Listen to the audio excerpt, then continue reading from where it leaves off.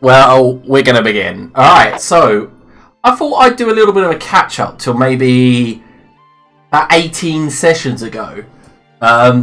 So, when the Mokhul Empire game ended and we started the Broken Empire, sweet Xerxel defeated the God King alongside his friends' help, and or acquaintances, shall I put it.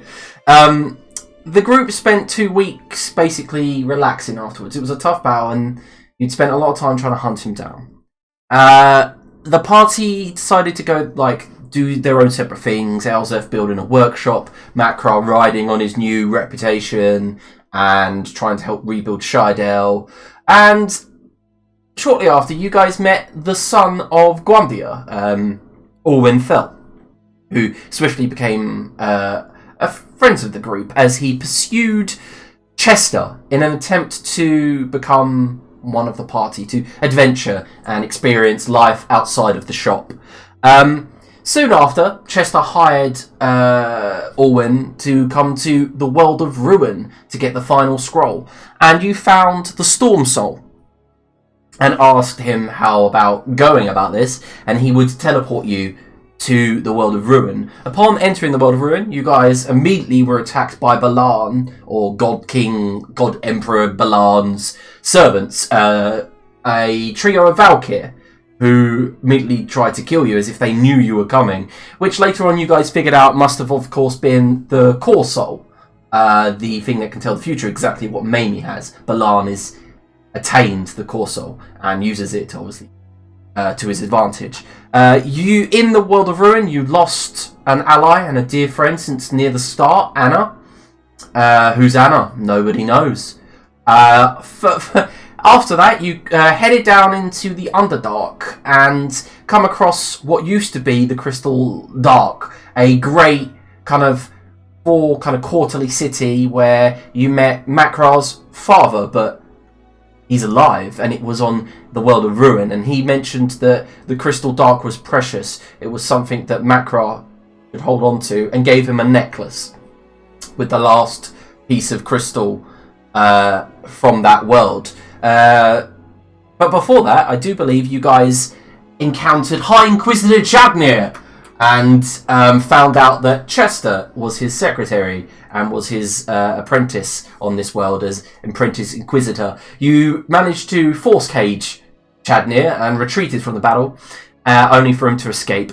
And then you guys entered the waxen tunnels, where Orwin found that the monster controlling part of this tunnel was in fact the corrupted undead version of his father, and the group Umdenarden let Orwin deal with that until you guys left and were teleported out of the waxen tunnels, and met an Erenspire, an Archmage, who on your world is the father of Dolaf, the general of the army that you guys are coming to face.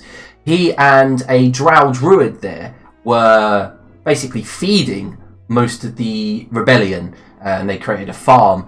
However, nearby was a train, and you jumped on the train, and the train battle happened where you guys come across Chester, well, the Chester from this world, and found out he was actually the Ivory Rebellion spy all along. A hero in the making, but it's a shame because you guys left him there.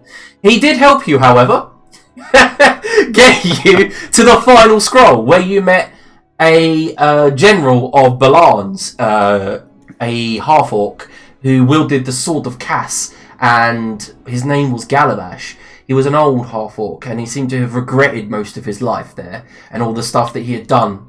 And he approached Balan as you guys escaped from this realm by plane shifting with the final scroll. Liam? Yeah? Can I just add that you forgot one of the more important parts of that train ride? Oh yeah, the High Inquisitor Chadnir was squished like a bug on a windscreen. Is that what you wanted to know? Yeah, red mist is beautiful. Yeah, the red mist. After this, you guys allowed and followed Chester, well, I think some of you hid actually, into Longinia, where he approached his old homestead and found Maisie encased in the celestial armour of her forefathers. And around about here, is when most people began to realise, and it was shown, that Maisie is related to Alwyn.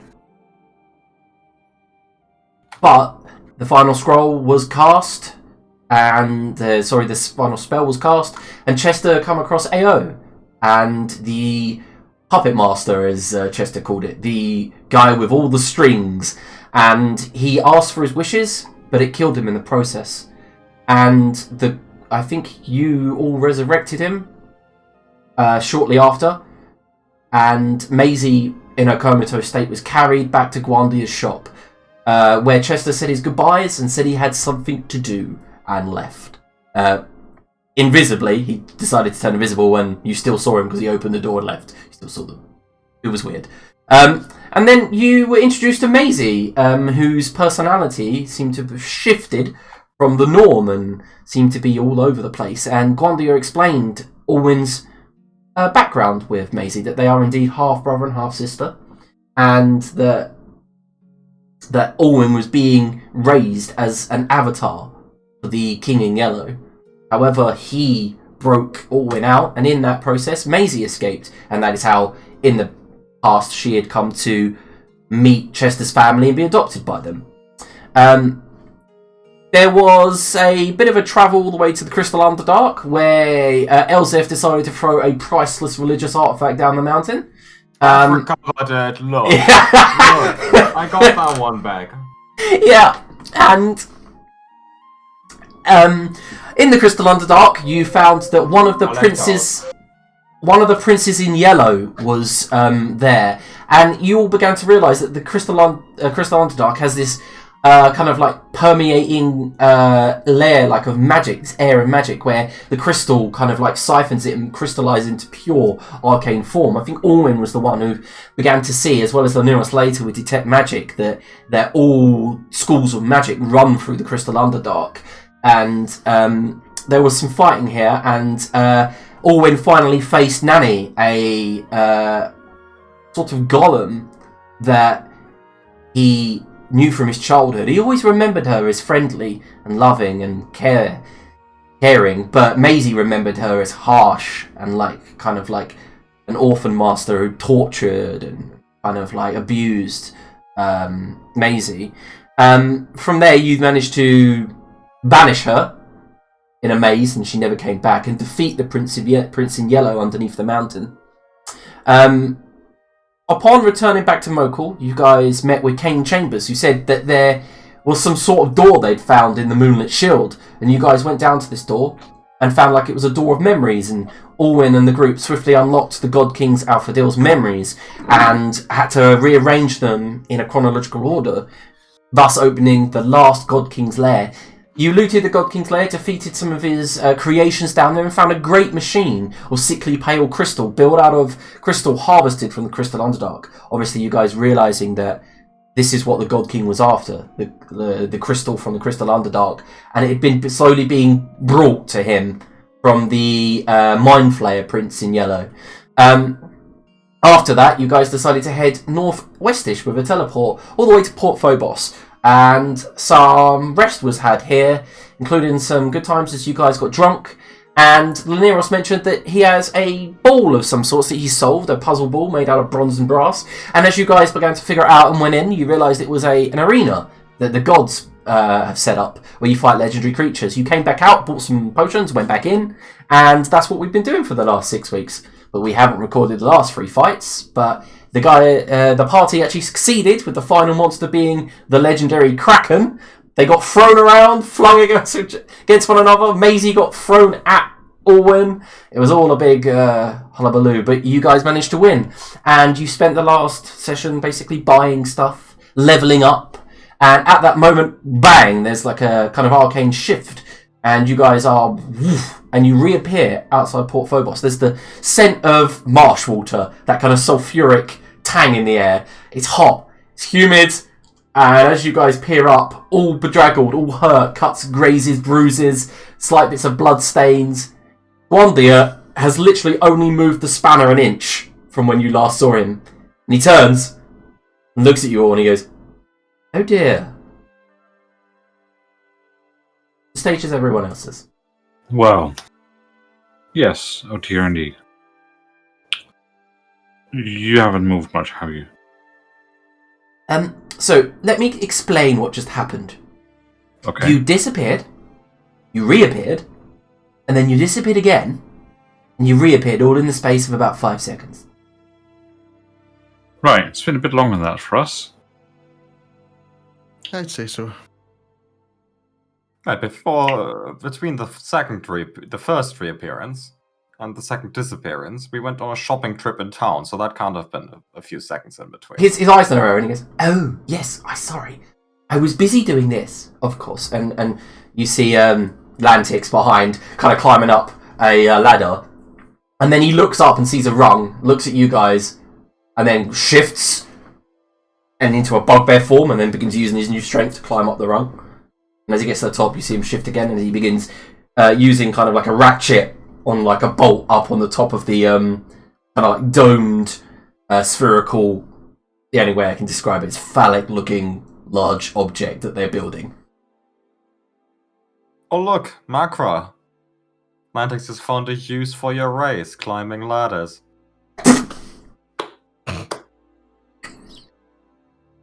We are pretty good at that. Brutality. It's that and Mind Flayer food, really. Yeah, a bit too good at Is that. it? Oh We've dear. We've solved the Mind Flayer food thing. I don't know about the rest of you, but I'm gonna go find a place to lie down for a while. If you're ready before I wake up, let me know, Par. Oh, yes. Can you come here for a second? Yeah, sure, I can manage a few more minutes. The moment you get near him, he just wraps you in an embrace. And then he pulls you back away and says, "Alwyn, it's tonight."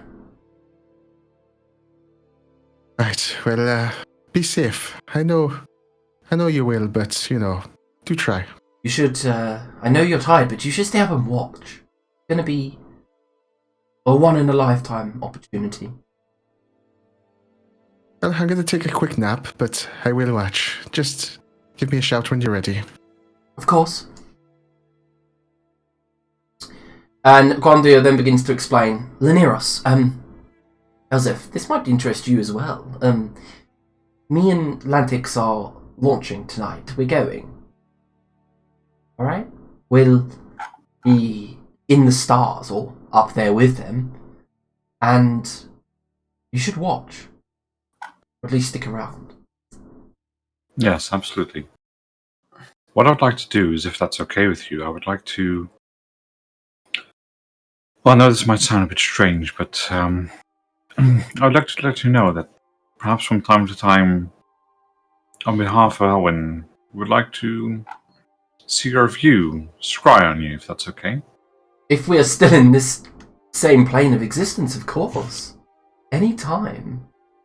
However... Well, I assume you're going to a different planet, not to a different Planet? plane. No, we're going up there. I mean, you Yes. should talk to Lantix, really, about where we're going. I'm along for the ride, doll. That's it. Well, as long as you're traveling physically with the rocket ship thing, not really sure what you're calling it. As long as you're traveling with that, we should be able to find you just fine, no? What are we calling it, Lantix? And you hear, Star Speeder! Star Speeder. Right, so as long as you're traveling with the Star Speeder in a physical sense to however far up there you might go, I think scrying should work just fine. I thought you could travel to other realms physically. Can't you? Yeah. That's the D&D multiverse is very weird. It's like planets, but it's also different planes. Yeah, because you can walk through stuff, can't you, and end up on like the Feywild. Like you don't have to do it the way that we do you? Well, we kind of do. Anyway, He explains, look, of course, you can scry upon me anytime, just never past midnight your time. very well. If that changes, and I do want to respect your privacy, of course, just send me something. Send me a message, I perhaps. will keep in contact with Alwyn, of course. I'll be sending him... I'll be sending him 12 messages a week, and also 1 or 2 to your brother. Say, This might be a bit of a last moment thing, but perhaps it's a nice thing you could do here, Alseth. Could you craft a sending stone, perhaps? Why would I want to? Because I'm asking you. Huh. And then we could talk to them some more, yeah? Well, we would clearly give one to Owen, and then that allows him to remain in contact with Gwandia, yes. Because Owen hasn't gotten enough bad advice from Gwandia yet. Let's up that a bit more. Yes, indeed. Let's up that a bit more. Yeah, I can craft a sending stone. Gwandia can pay for it. The man's loaded. That's okay, I'll He's- carry the cost. It's not lying. Well, if you're willing to, let's split it halfways. Aren't sending stones uncommon? They are. No, this is Adrian asking. I'm looking at. I think, yeah. Yeah, they are. They are. With the half cresting speed, I'm sure Elsa can crack them out in a day. Yeah. All right. So you go inside and you see that Mamie is currently sitting on a desk watching her sister train with Isabella, and Makraj, you walk in. Obviously, your children run up to you, ask you all types of questions, and Isabella concludes the training for the day, and the elvish guards begin laying out a feast on the table. Oh, food. Thank fuck for that. Right, before the evening is done, is there anything anyone would like to do? Nope. No. Just make sure, like, Elsef gets the room furthest away from Makraj's children. Did you say before the evening was done? Yes. Yeah, I've unfortunately been keeping track of who is in charge at the moment. Well, good night, goodbye. I'm going to go off for a night on the town. Oh, what's this? And as Maisie leaves, she pulls out the deck of many things. Good. Starts walking. No shit. Oh. Are you in Arlie Aiden's personality at the moment? Yeah, fully. She did. Oh no. Oh. I literally sent you a message as well on your phone. Oh thick.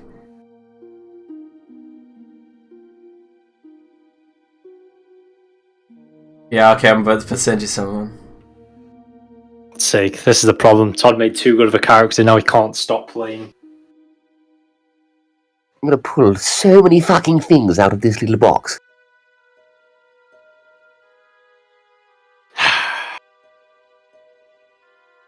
Nope. Just have fun. Okay. Like, the thing is, at the moment, he's doing his own thing. You sharing that, he wouldn't have any concentration to, like, control you. Yeah, that's fair. Yeah, so, Anyone coming? I hear it's tapas night at the local inn. would you like to know what the local inn is? The one you guys were at last time? Wasn't it the shipwreck something or other? It is called the... let me have a look. I've got Roll20 open at the moment because all my notes are still there. I'm pretty sure it looked I like know it you're would lead to diarrhea. Like, I wouldn't get tapas there. At a filthy lizard seaport. Sometimes you've got to roll the dice, little man.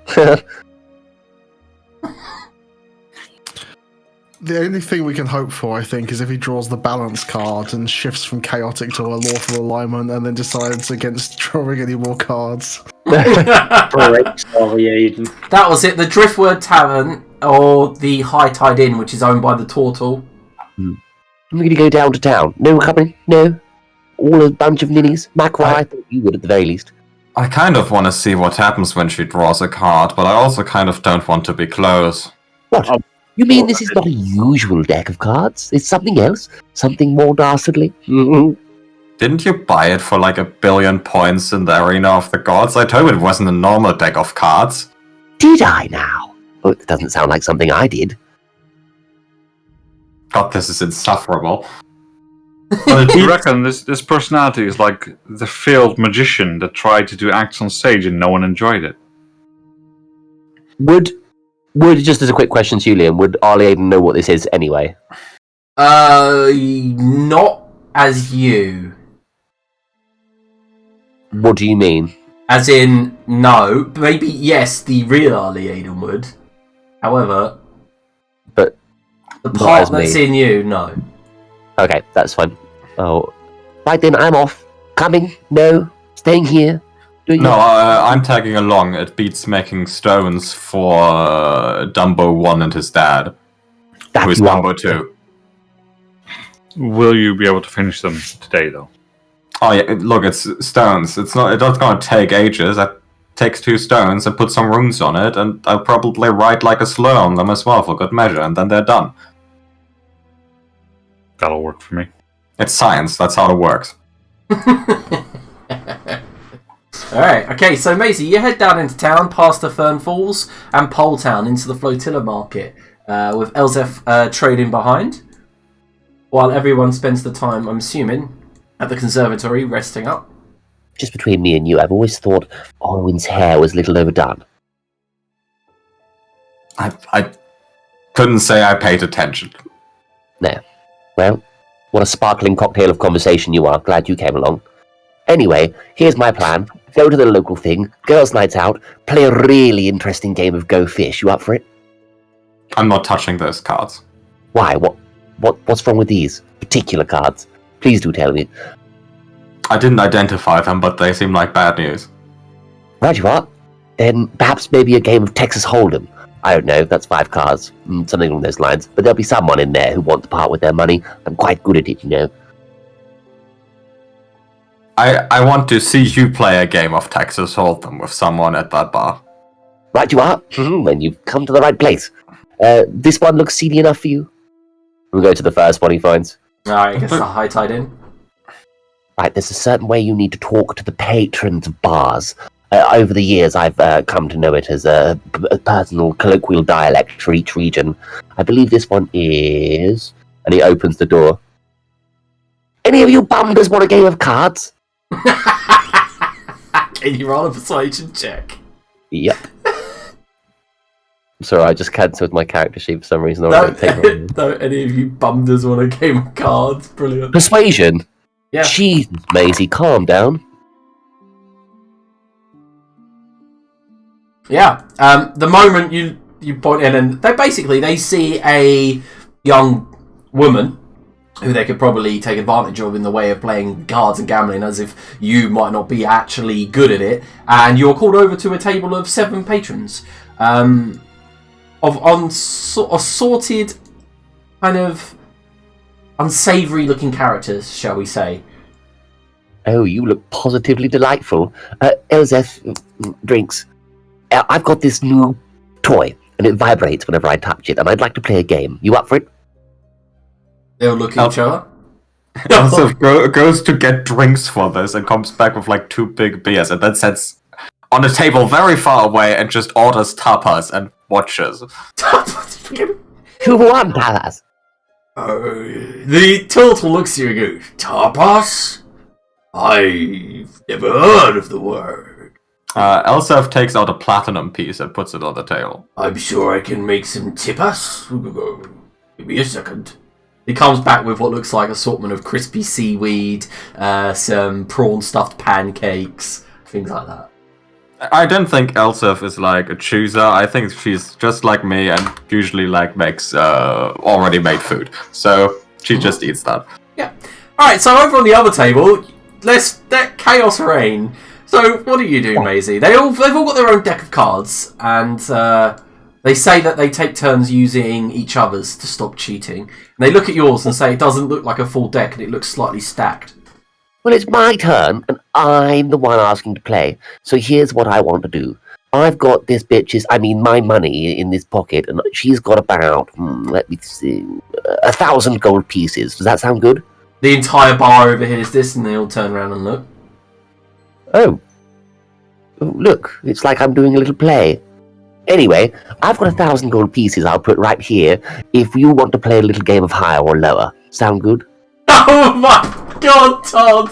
You spent all your shards on a game of higher and lower with a deck of many things. Oh, So are you up? Yeah, I be up for your game. And 2 or 3 of them also join in, and a bunch of them leave. You haven't got the collateral to match my my input here? One of them says, I got a ship. 1,000 gold pieces. I give you some of your treasure that I have aboard. Not much, mind, but I can count for 1,000. That's for sure. Alright. I'm sorry, I didn't mean to mock you. Okay, let's go. But you can start. You can pull the first card. Sure. And he reaches forward, draws a card and places it down. Oh my god. Can't believe this is about to happen. Let me read what it actually does. You do know that, like, as outside a game, that's the only card that's going to get drawn, right? Because you can't draw more than 2 cards in an hour.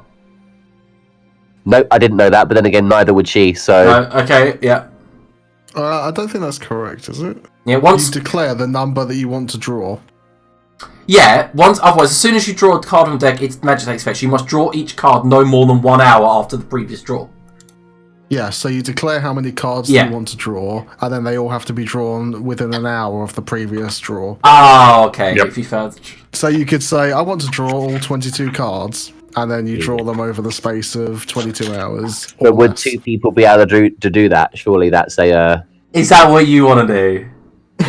I'll draw a card after yours, and then we'll see whose is higher. So it's random, right? Is this the 22 card deck, by the way? Yeah, it is. Oh god. Mm-hmm. It's the full boy. I guess... Well, then I think we should reverse the meme I just put in the chat. I didn't even see it. I haven't seen it either. Alright, can we have a D20... I can't see it! That is genuinely You the must best take thing I've your ever time seen. to go and look at it, because No! I'm not showing that! That's got to go on the stream. That is so No, good. That I might be the best thing can't. I I've can't seen do ever. it. Oh my god, hats off. Oh my gosh. Is there a deck of many things, like, as a macro? Because I don't know how to do this. Like, other than You rolling want me to just pull up a random generator and then tell you what we pulled? Oh, like... Deck of Many Things generator exists if you Google it. It fucking does, doesn't it? Straight out of Wizards as well. Mm-hmm. Hey, let's have a look, I made some friends.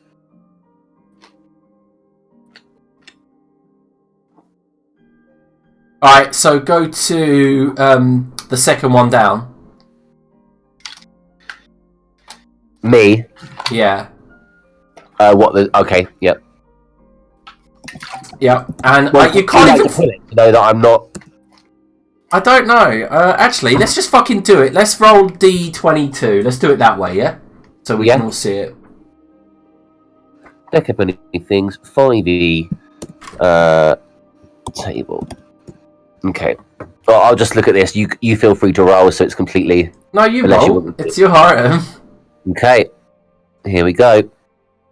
Is it the dude rolling, picking out first? Yeah. 22. I'm sorry, guys, but this is gonna happen, I Don't guess. apologize. Just let the cards fall where they may. Literally. Well, that's a fun one. Wow. Oh, that's good. So, I'm on roll 20. I need like an actual. Guess he doesn't have that ship anymore.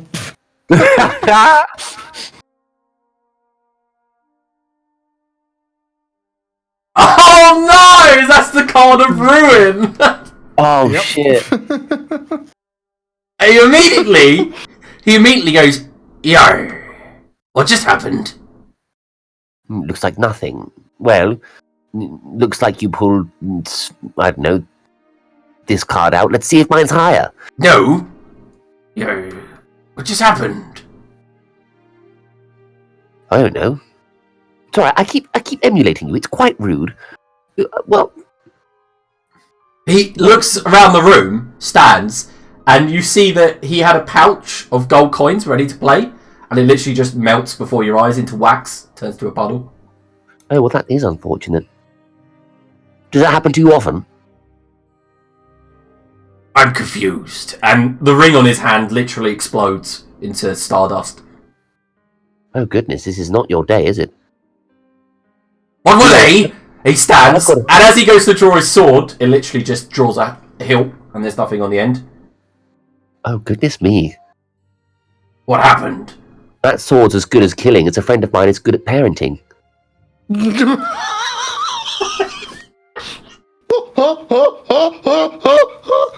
He kind of stops, sits down, and he sees no way out of this. He looks to the left, and the half-orc there just goes, Is there any way to back out now? Well, I guess it's my turn. Elsef is like over there just laughing, choking on her seaweed. Alright. Oh, wow. Jesus. Amazing. Where are you looking at this? Yeah, I can't see the list that you're looking at. Throne. Sorry? So you gain proficiency in the persuasion skill. And you double... Son, right? Oh, Yeah, see, no, we no. all have different tables. That's why I don't want you to...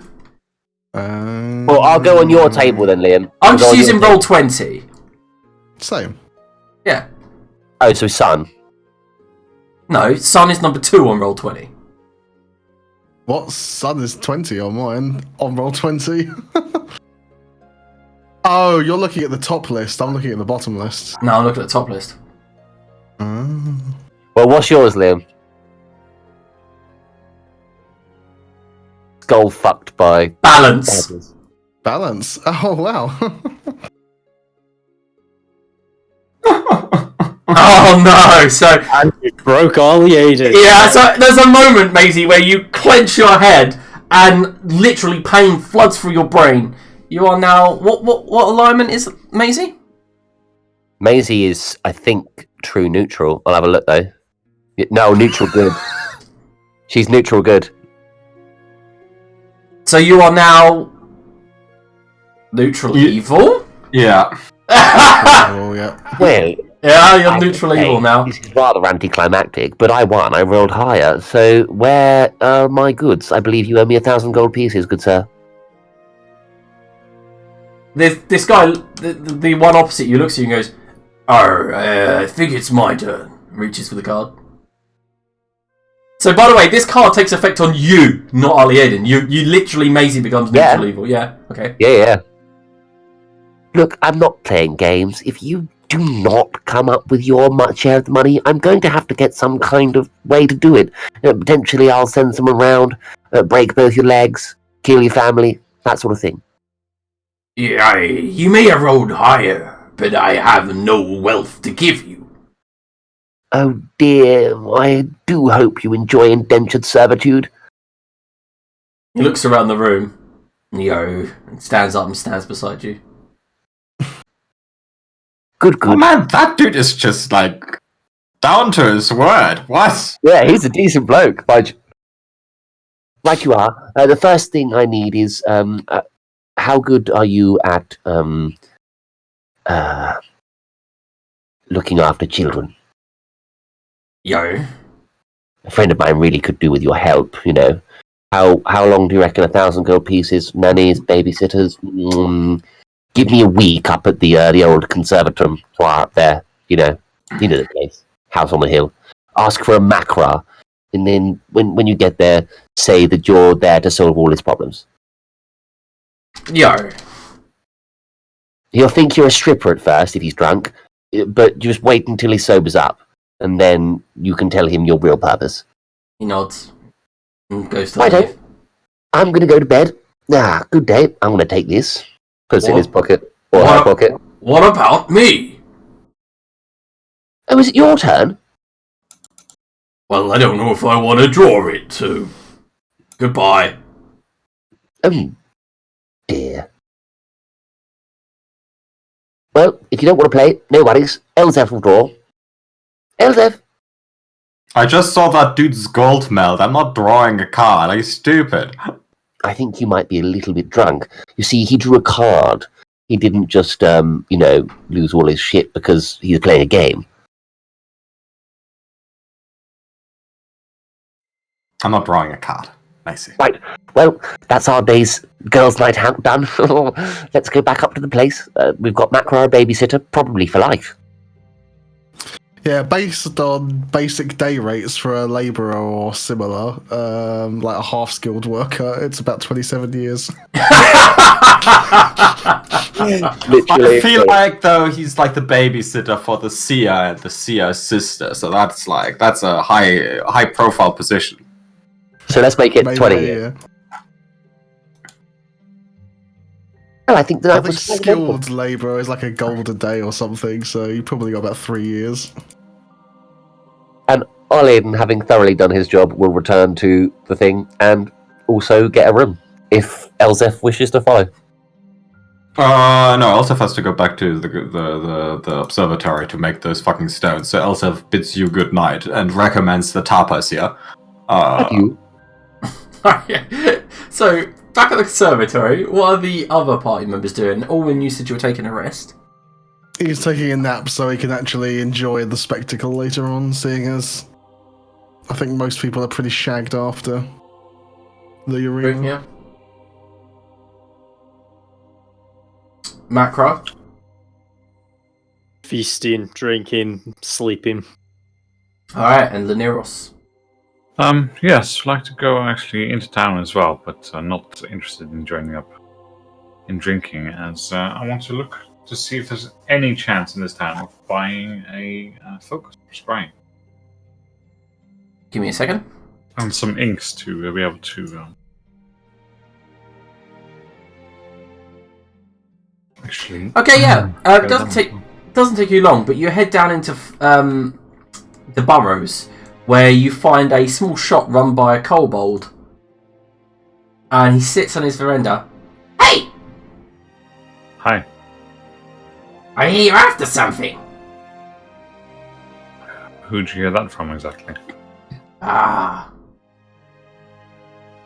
The bowl of incense. Fair enough. Come! And he waddles about 10 feet up to the stairs into the door. And there's all manner of shells filled with kind of like pickled and preserved marsh animals. And at the far end, there's a desk filled with what looks like crap.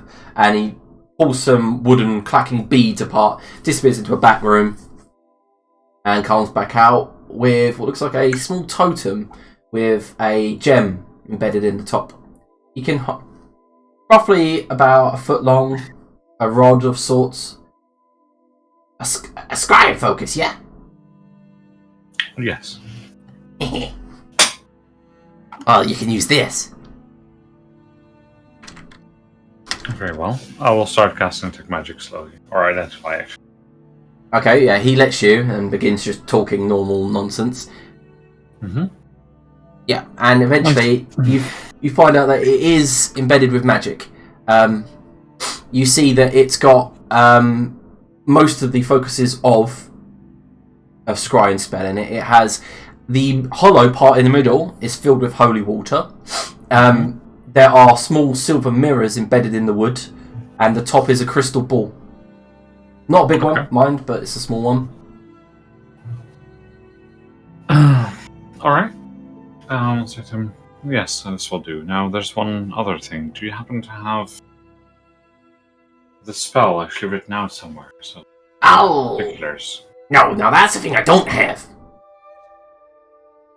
I apologise, but I don't have the actual spell. Right, would you know of someone that does? There used to be a Loxodon up here, north of here. Owned lots of shit, but been chased out of town. Heard he got cursed and died.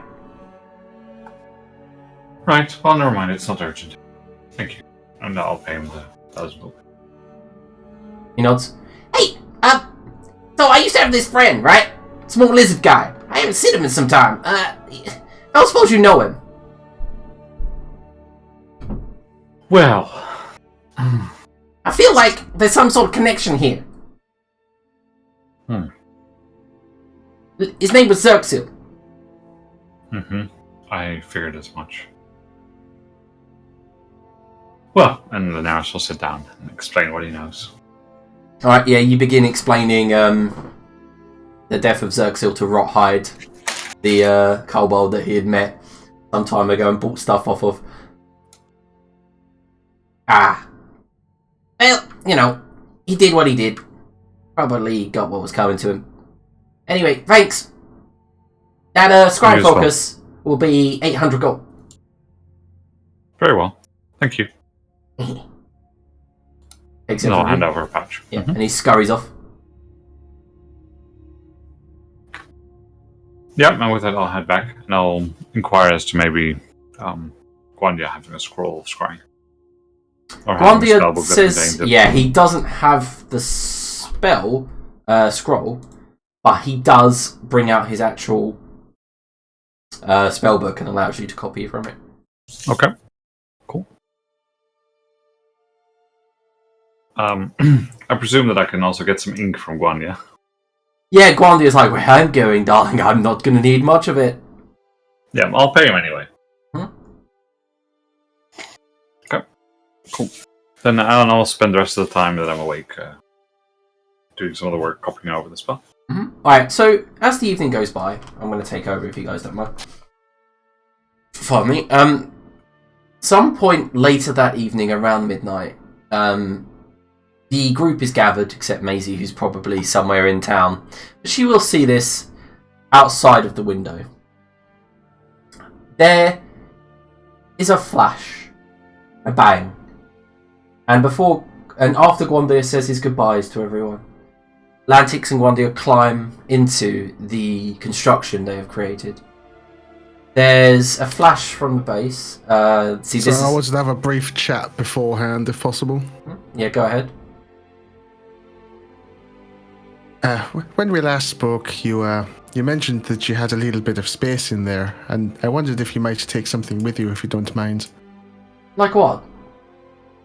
It's just in case, something happens down here while you're away, that I might find you again. He nods. Of course. I'll go on board with them if possible. And as you go on board, you can see that Lantix has already begun the process of casting Teleportation Circle in a room every day. Oh, very cool. Obviously, it takes a lot longer than he has done so far, but it looks like he's a third of the way through. I guess I should probably memorize these. Like an angry child, Elsa throws a rock into the opening. It just says dickweed on it. But it's a sending stone. Yeah, Gwandia picks it up and goes, "Thank you! I'll miss you!" Screw you! Oh, she's such a darling. And Owen later gets a matching one that says asshole. And it's written in perfect Elvish. Brilliant. Alright. He has no idea what that says. Yes, so what did you want to ask Gwandia then? He sits you down and says, What's the matter? You want me obviously an object so that you can teleport here if needs be, correct?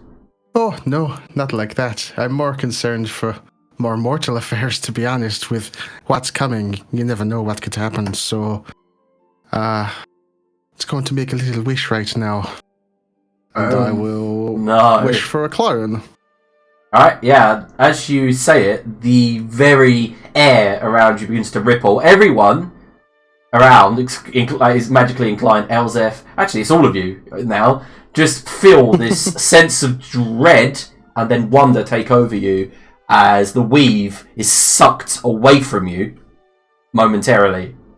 And immediately, right next to you, phasing in through what looks like a portal of starlit kind of spinning nebula, steps out a copy of you, Owen, and he looks towards you. Oh, you're casting Clone, not Simulacrum. Clone. Clone. Got it. Yeah, he steps out and then slops to the ground. I know it might be a bit weird to take, but, you know, you can cover it up or something. But this way I know if something happens down here, I'll at least be able to rejoin you. He nods, and he picks your body up daintily, and then looks around and grabs a towel, covers your modesty up, carries you off to what all looks like a metal bench that hasn't been decorated. You see Latix has spared the luxury, except as you walk past into Gwandia's small chamber, it has a hammock of the finest silk, and you see a dangling kind of like magical chandelier built with dancing lights, and then he places you in the hammock. I will get you a suitable container when we are off. Most appreciated. I hope you enjoy your trip, and as I said before, just make sure you be safe, okay, Par? I think, at this rate, son, we're going to be safer than you. Yeah, it seems to be that way. That's why I thought I'd take precautions. He leans in and says, but I have a plan. Atlantics is going to allow me. The moment we're up there, our first destination, to your heritage. He smiles and he says, soon, I'm going to gift you with a power, and you'll feel it. Use it for good, son. Unlike Chester did. I'll do my best, Par.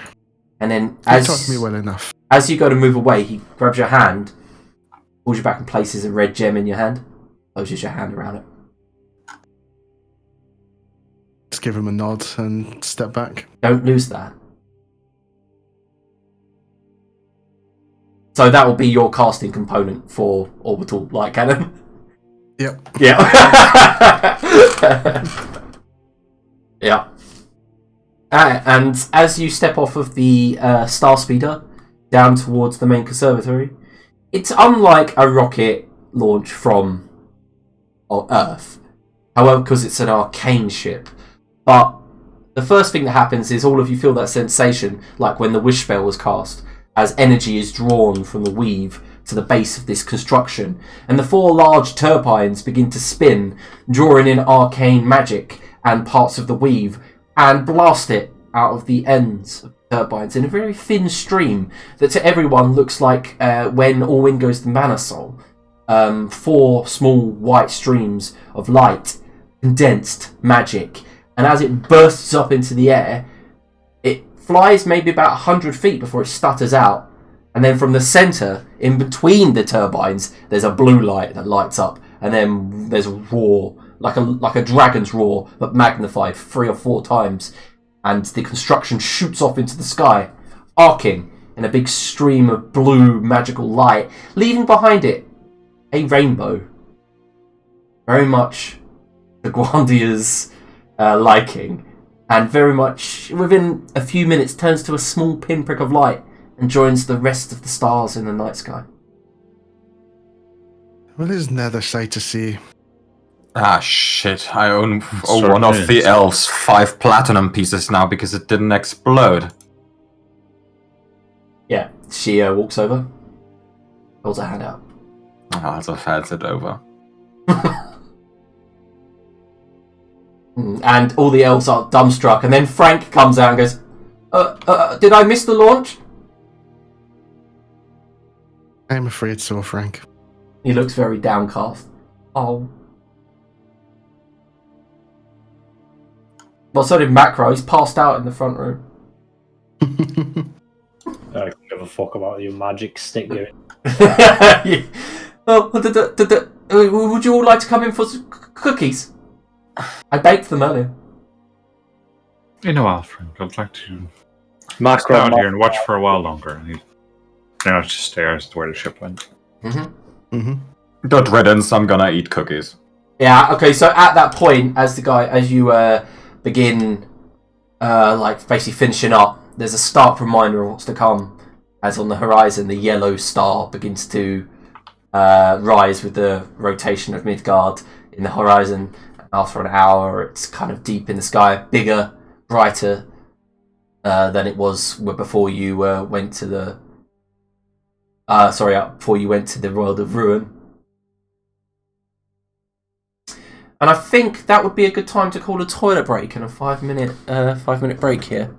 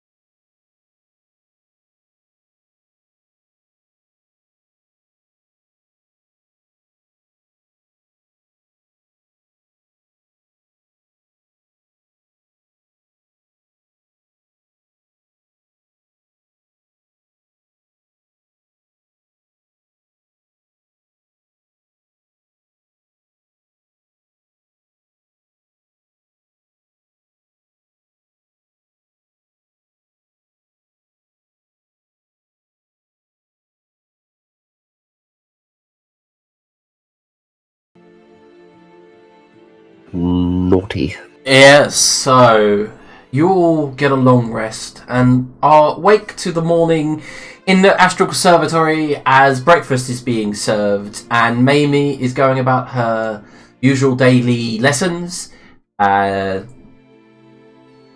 the rest of the conservatory is coming to life. It is 49 days. I also have had too many cookies, and it is a cookie-based coma. Yeah. They were good cookies. Frank knows Yeah. how to bake some cookies, that's for sure. But she didn't admit it to Frank at all. She kept eating them and saying, these are disgusting, and then ate more. Yeah, sounds like Elzef.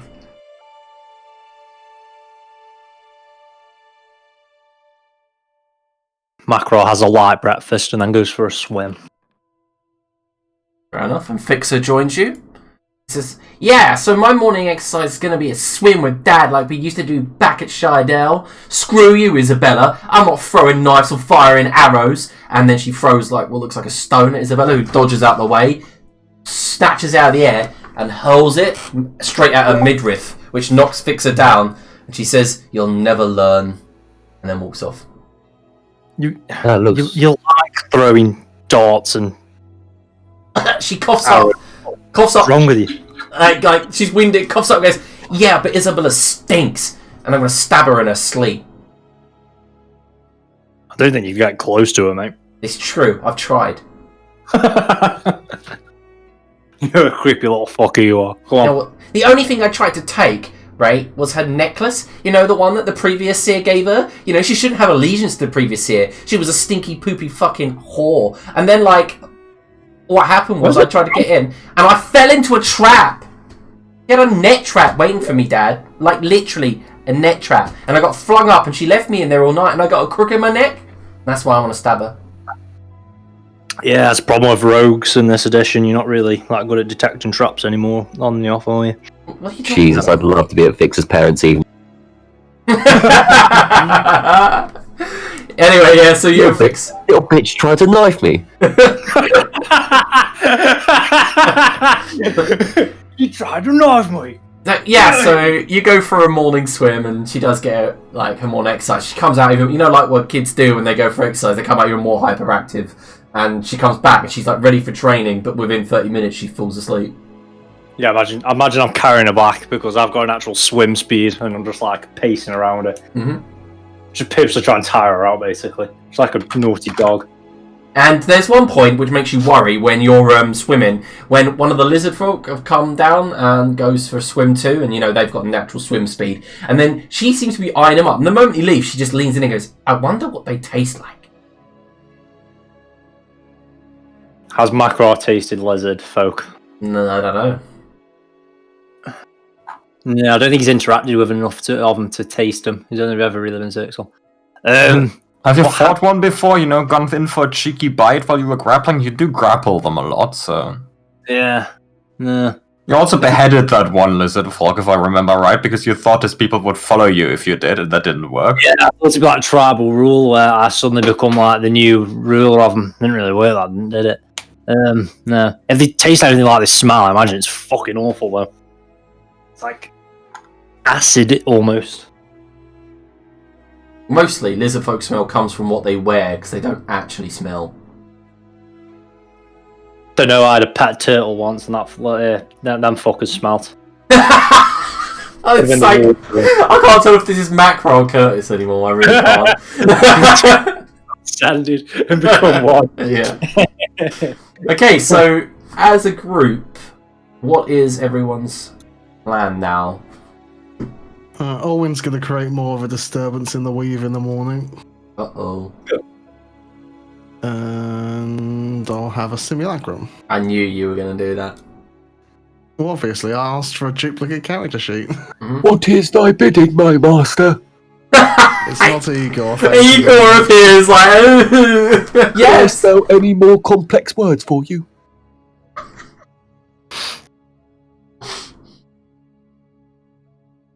Oh, so good. Okay. Dear, oh dear, oh dear.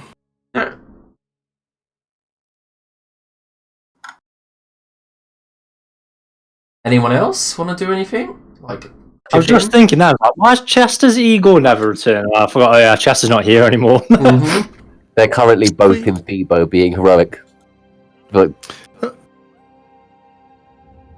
do a quick cutscene, like Chester's in the bath or something with his feet out, like, would you like me to rub the other one? Have we got a random cache of magic items that aren't being used? I don't think so. On roll 20, they should be in there. So I don't think they ever got transferred over to Foundry. So let's have a look at what we've got. Miscellaneous bag of holding. We have got Star, Ruby, and Circle. It's worth 8,000 gold pieces. That doesn't sound magical. Diamond ring, not magical. Got a +1 staff. Got some scrolls. Got a wand of magic missiles.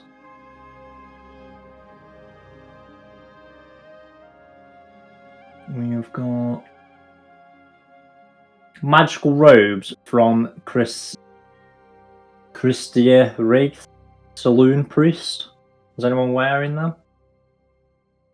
Nope. I think so. Nope. Wand of Rotation. The wand of rotation. Brilliant. We've got some Skeleton's gloves. The wand of rotation was meant to be used in a really cool puzzle I made in the Tomb of Mystra, but you guys just bypassed the puzzle completely, and I was like, okay. That's what I felt like we were at every room in the Tomb of Mystra.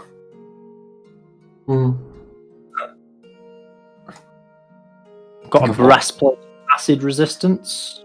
We've got a brawler's ring, braces of agility. Scroll of clone. Oh, we had that as a scroll.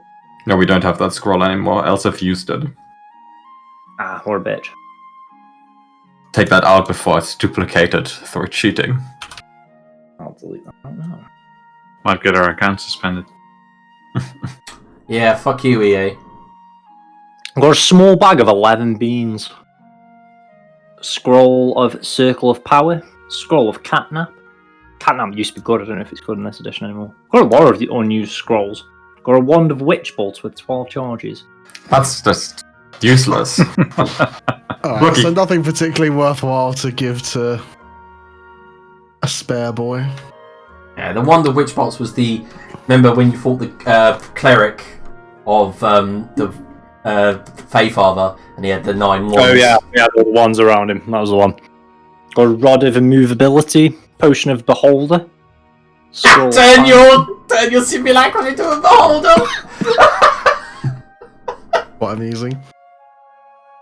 I hope we still Definitely offer the polymorphing services of that simulacrum though, if you like. talks and behaves like Ihor, but just as a beholder. That would be amazing. Could do, actually. We could pet dragon him. The only problem with simulacrums is when he dies, he'll have half HP as the dragon and everything. What? That's not how true polymorph works. Yeah, but I don't know the CR rating of a half hit point all-win. Exactly the same. No. Not in my ruling, it wouldn't be.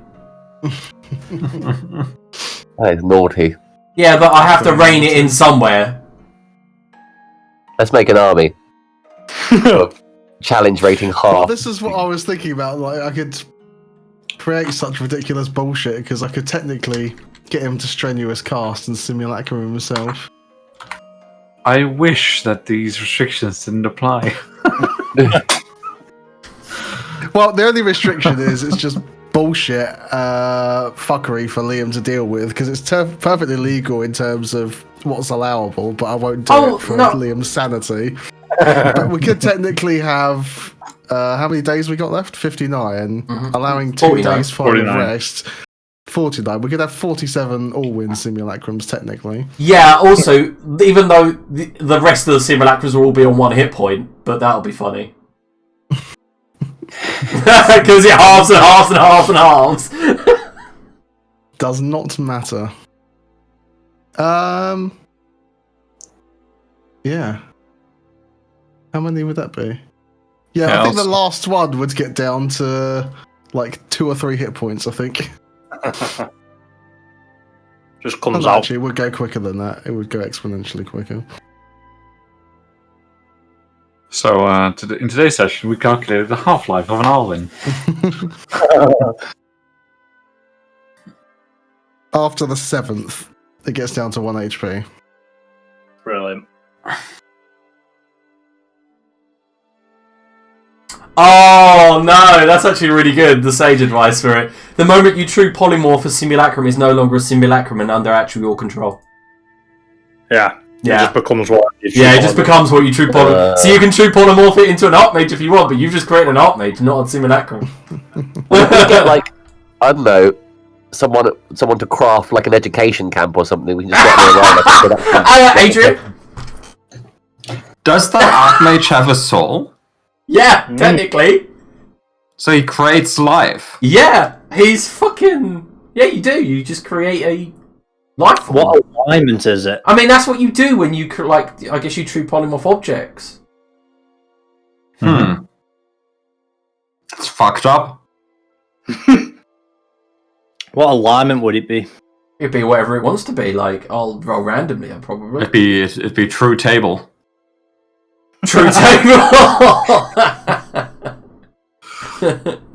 But no, stuff like that is fine. Like, because of course that technically makes sense. You could true polymorph your simulacrum into an Archmage, and then it would be an Archmage. You could then try to convince it to help you if you wanted.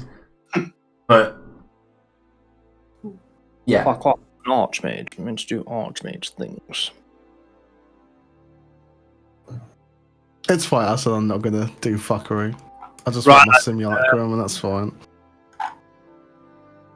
We've got 49 days till the world ends. What's on not- everyone's bucket list? that's not what I said. That is not what I said. It's not 49 days till the world ends. It's not 49 days to a big climactic battle. It's 49 days roughly until that star turns up. That's it. So Macro goes to the group. So yeah, we've got 49 days till the world ends. Oh my god, yeah, fair enough.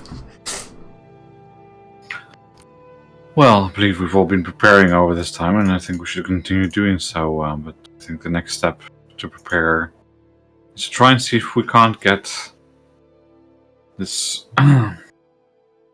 diplomatic mission done. The world will be in a much better place to resist whatever's coming if we're in a relative state of peace. If we're already at war between ourselves and we have to fight war on a different front, that's not good. I like that plan. Any other suggestions? I think. Yes, Makra, take the fucking candy out of your mouth while you speak to me. It's like I eating believe jerky. we should do something very good for this world and return a priceless artifact back to its owners.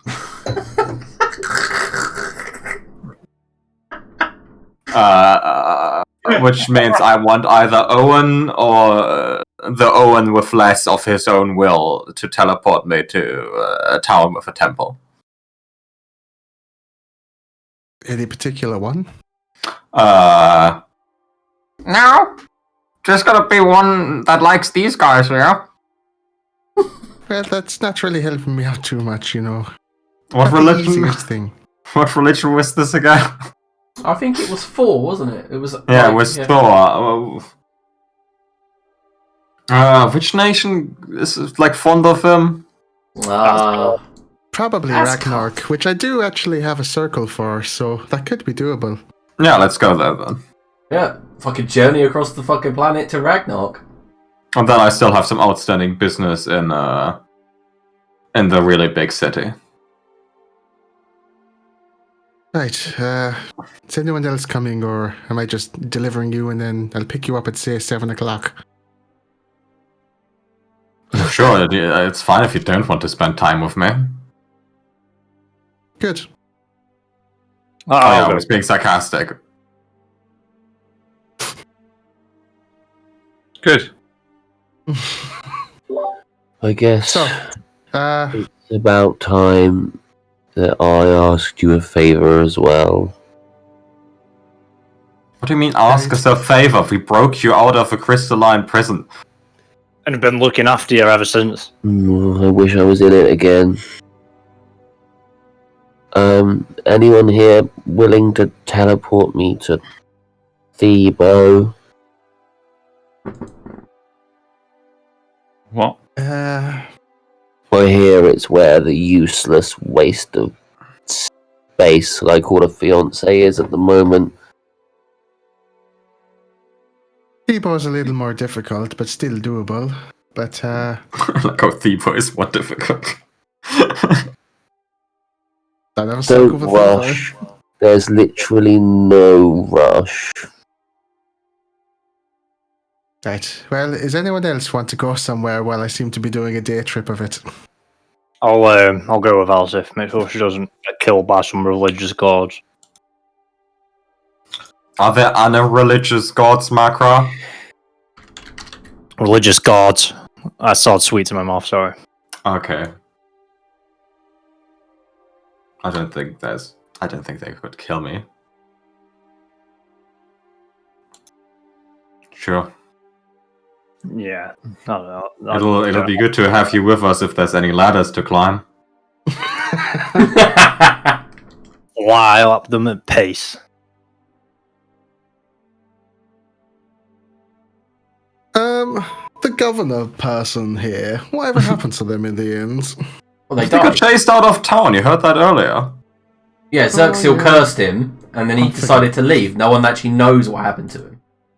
Okay. Like, as far as everyone I'd like knows, to he go died. investigate his building at some point to grab his teleportation circle runes. So I've got one for Port Phobos.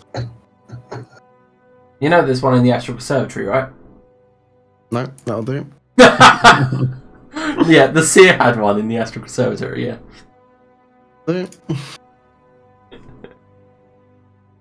Right, Laniras, I assume you don't want to go on random stupid errands. Correct. Great. Well, I'll drop these off, and I'll be back in 5 minutes or so. Laniras just doesn't know what's fun. Incorrect. I didn't say that. The dead paladin of Odin said so. I should talk to him about that. He's Probably probably in front of him.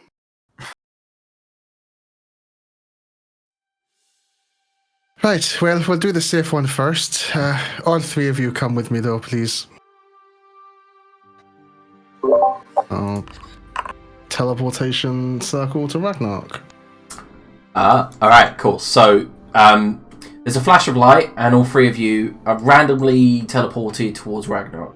You appear in a wooden building. It's got a wooden interior with high beams above you. The hall has a dying kind of fire pit in the centre, and on the far side you see that there's tons of runes hanging from the beam above you and bits of animal bones and skull. And you've been here before, Owen. This is Castle Ragnarok, the big central building. It's a long house in the typical Ragnarok fashion that is huge. And as you appear, there is a bunch of men, women, all passed out as far as the hall can go. On the floor, on rugs, on like bear furs. And the shaman, dressed in what looks like robes made of feathers next to you, is whittling away, looks up, spits to the ground and goes, "Welcome." And you see, and you look out the window, it's literally just sunrise over here. Right, I'll pick you up in 8 hours. Don't be late. I don't want to stay here any longer than necessary. Elsif says, trying to avoid stepping into someone's thrown up food. I'm sorry if this doesn't go particularly well, by the way, Maisie, and you may be in for a little bit of a walk, depending on, how the fates decided. Existence and pain is life. I'm glad we brought her on this trip. She's the life of the party. And we'll have a teleporter somewhere I would assume is probably seen casually for Orwin.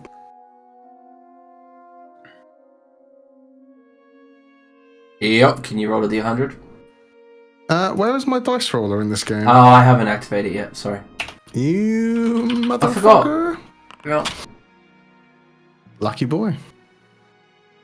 So where are you going in Phoebo? Just Phoebo? Just Thebo, general. Alright, so...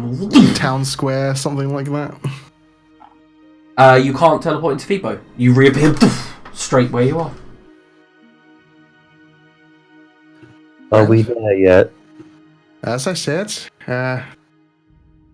might go wrong, but you can didn't roll expect it to go wrong in that way. You can roll an Arcana check if you want, because you definitely gonna get an idea maybe of what just happened. Mm-hmm. Arcana. Yes, there is a spell you were taught by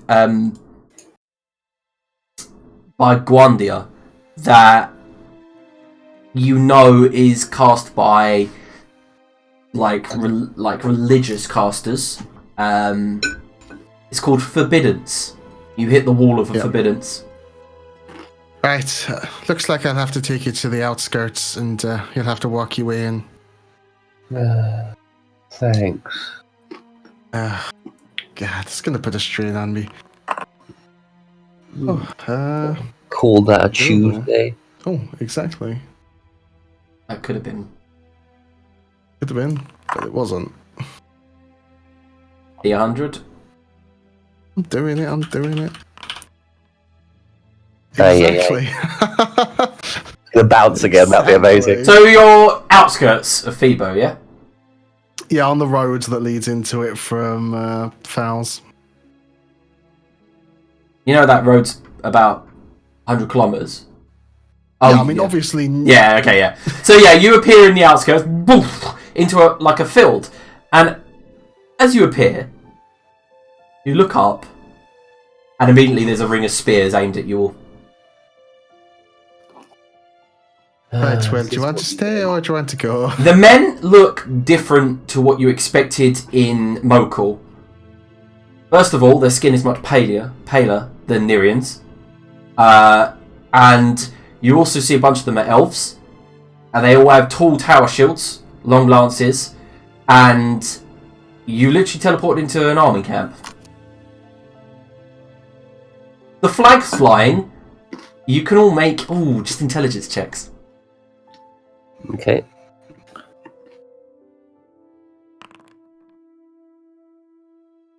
For all win, not to notice, but Maisie, you see these flags before in history books and things like that. That you see one flag flying in the distance as all these men are saying, "Get on your knees! Get down!" You see the flag of Vineland. You see the flag of Torrent. You see the flag of the Blossom Empire. And in the distance you see the golden bow of Dolath.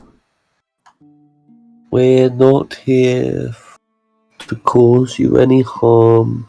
She'll be saying this as she gets down. But she looks thoroughly interested with it all.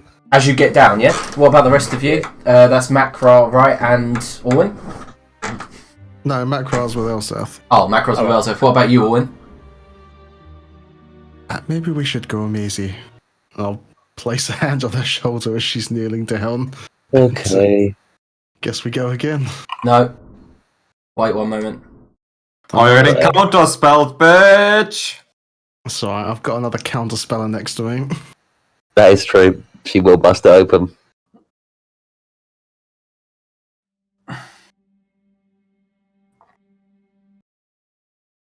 Especially if that golden bow is there, we're gonna fuck off. Because everyone knows. Can I have initiative? A prick.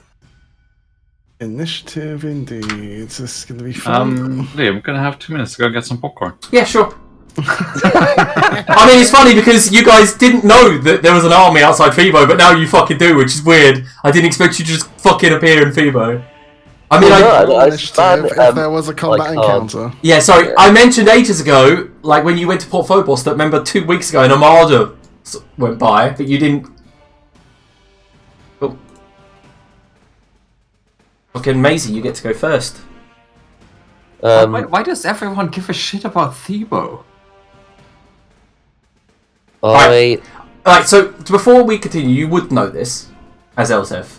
There is a eldritch, abhorrent horror in Phoebo that is also allied with the King in Yellow, which you let loose using the King in Yellow's Witch Scroll.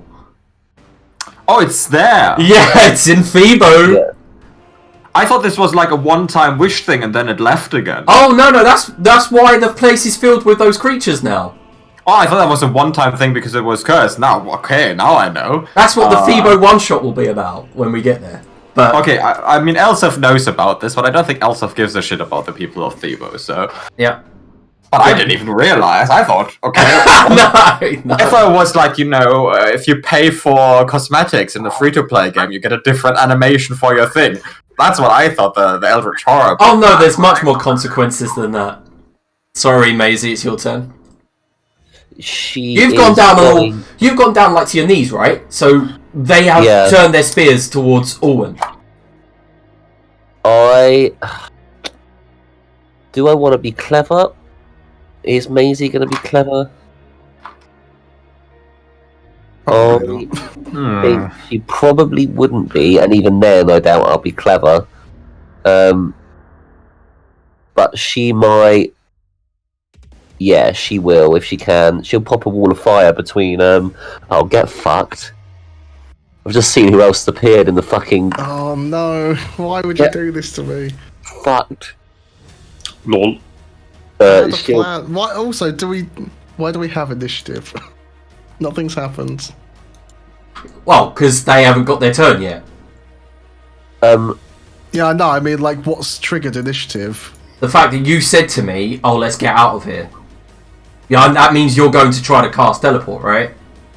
Yes, but I'm also a sorcerer with subtle spell. Okay. You still haven't got on your knees, so they're going to kill you. Okay. All right. Well, How far away are they? Time hasn't passed yet. Like, that's what I'm asking. Like. Well, you didn't tell me. You were just like, "Oh, I'm going to get out of here." So I assumed that would be, "I'm going to cast a spell." And if you hadn't I was about responded, to click the button, but you was like roll initiative, so I thought I'd just check. That's why we're in initiative, because that's what initiative is for. You haven't done what they said, so they're gonna stab you. Yeah, but that's what I mean. Like, I haven't had a chance to do what they've said. All right. Sorry, Maisie whacks up a. Sorry, it's been really slow for me. A wall of light around her and Owen. All right, cool. Wall of light appears around you and Orwin, actually encompasses the guards. The first row immediately burn up. They seem to be like bog standard soldiers. Immediately burn up and turn to ashes. We aren't technically like enemies of these guys, right, Todd? You don't have to burn them to a crisp. They bloody well are. Okay, unless I completely missed the point of the entire story. I thought you are like one of the camps that's attacking the town with the Eldritch Horror. I think. Have I missed the point here? No, this is obviously the army that's coming to Mokhul, but it's not at Mokhul. It's not at Mokhul at all. Oh, so these are the bad guys. The bad guys. Like I said, they got the flag of Dolaf here, like all of his armies. Also, I keep telling you I'm bad with names. OG level 20 R Laden's just appeared on the fucking combat tracker as well, so we're gonna get the fuck out of here. Alright, so Maisie, is that your turn? Yep. Okay. Go on away. As the men burn up,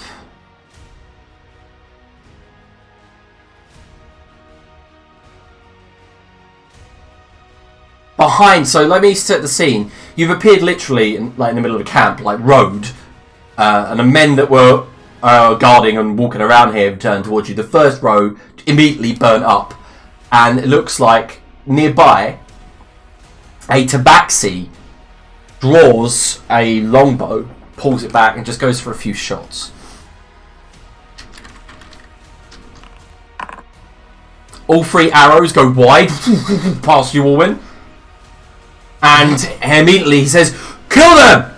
Get them! They're nowhere here!" And after that, in the distance, you will see a very bright flash. It's red at first, then it burns blue, then white hot. And you see a figure with a ball of flame behind him flying through the air, erratically, mind, using the flame as propulsion. Now it is Orwin's turn. Yeah. Well, we go.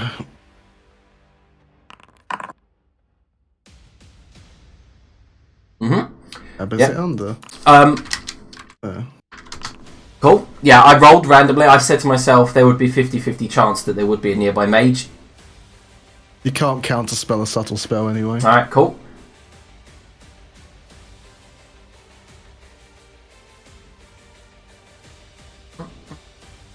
Where are you going? Teleportation circle in the Astral Conservatory. Alright. Okay.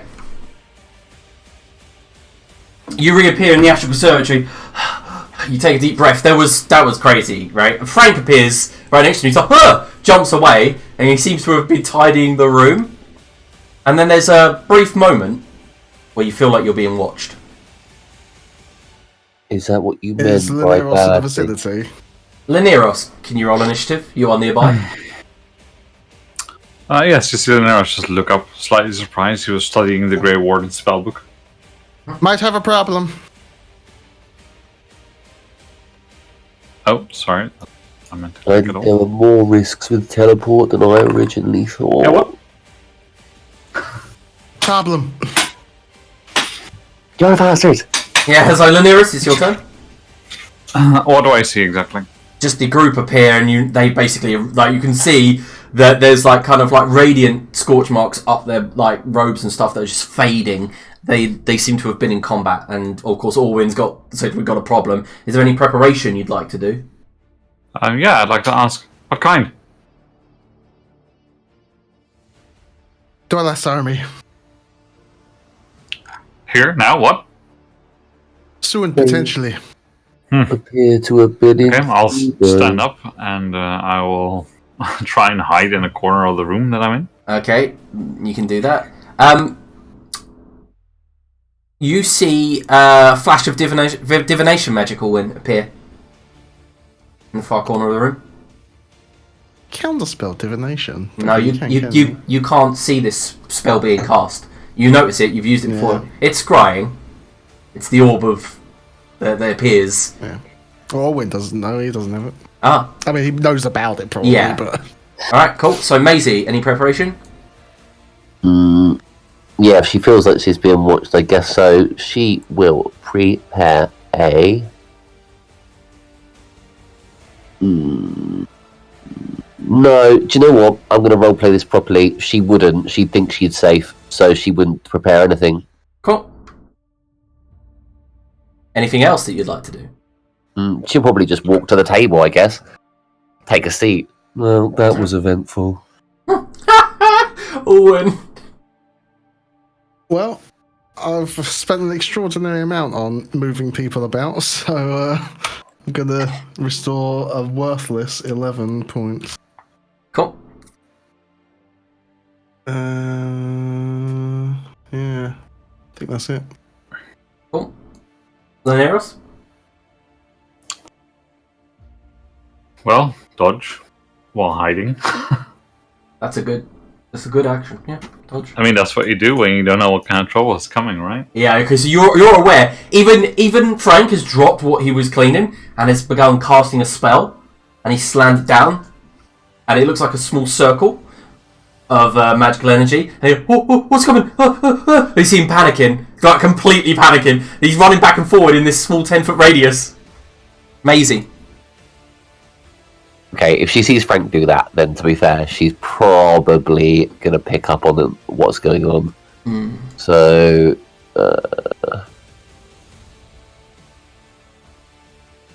she'll prepare a...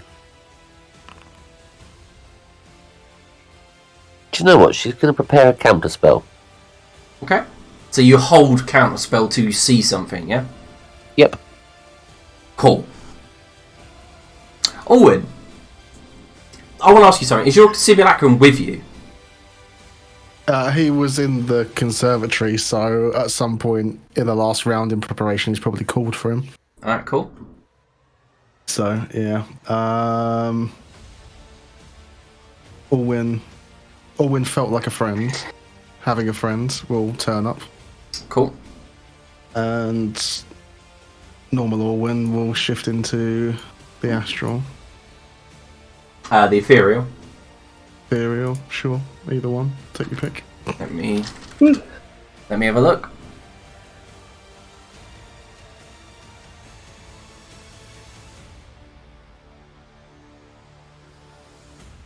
Nice. Right. At the end of your turn, Owen, you all hear sound, except for Owen, who's just rushing fog past you as you burst into the ethereal. And you can't quite get to grip with what that sound could be. And then it's like a whizzing sound. And then it roars louder and louder and louder. And as you look up through the sky, you just see a meteor shower coming down towards the conservatory. Can everyone make a dexterity saving throw? You fucking kidding me? No, I'm not. What do you think you would be doing? Hey, Curtis, how do you feel about not being part of this TPK? Macro, undisputed, undefeated, reigning. Hey, let's go!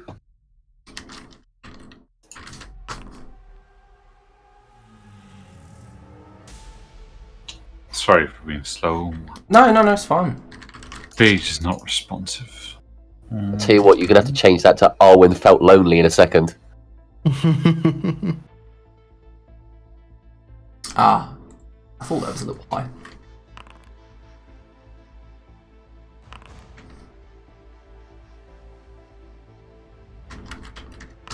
Cool. I'll use inspiration on to reroll that.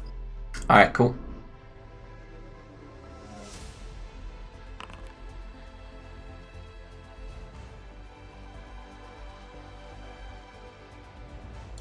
Yep, nice. I'm going to apply the damages as a shower of meteors crashes into the conservatory. You hear a scream from down the hallway. Isabella appears carrying Maisie under one arm, and you see she's dashing for the doorway as a meteor comes straight through, crushing them.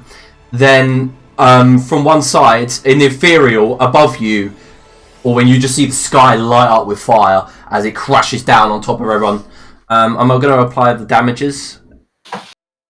Did I pass for the 23? Yes, you got exactly what you needed. Yeah, do let me know, because I have a reaction to increase it if I fail.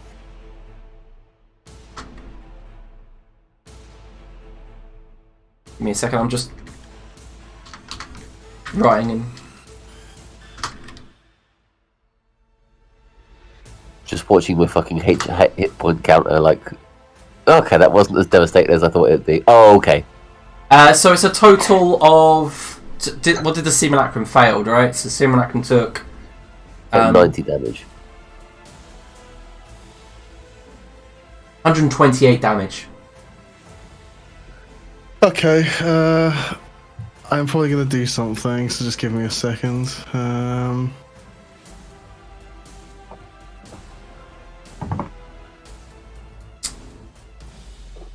Yeah, like Curtis got a giant smile on his face. What's this about? Okay,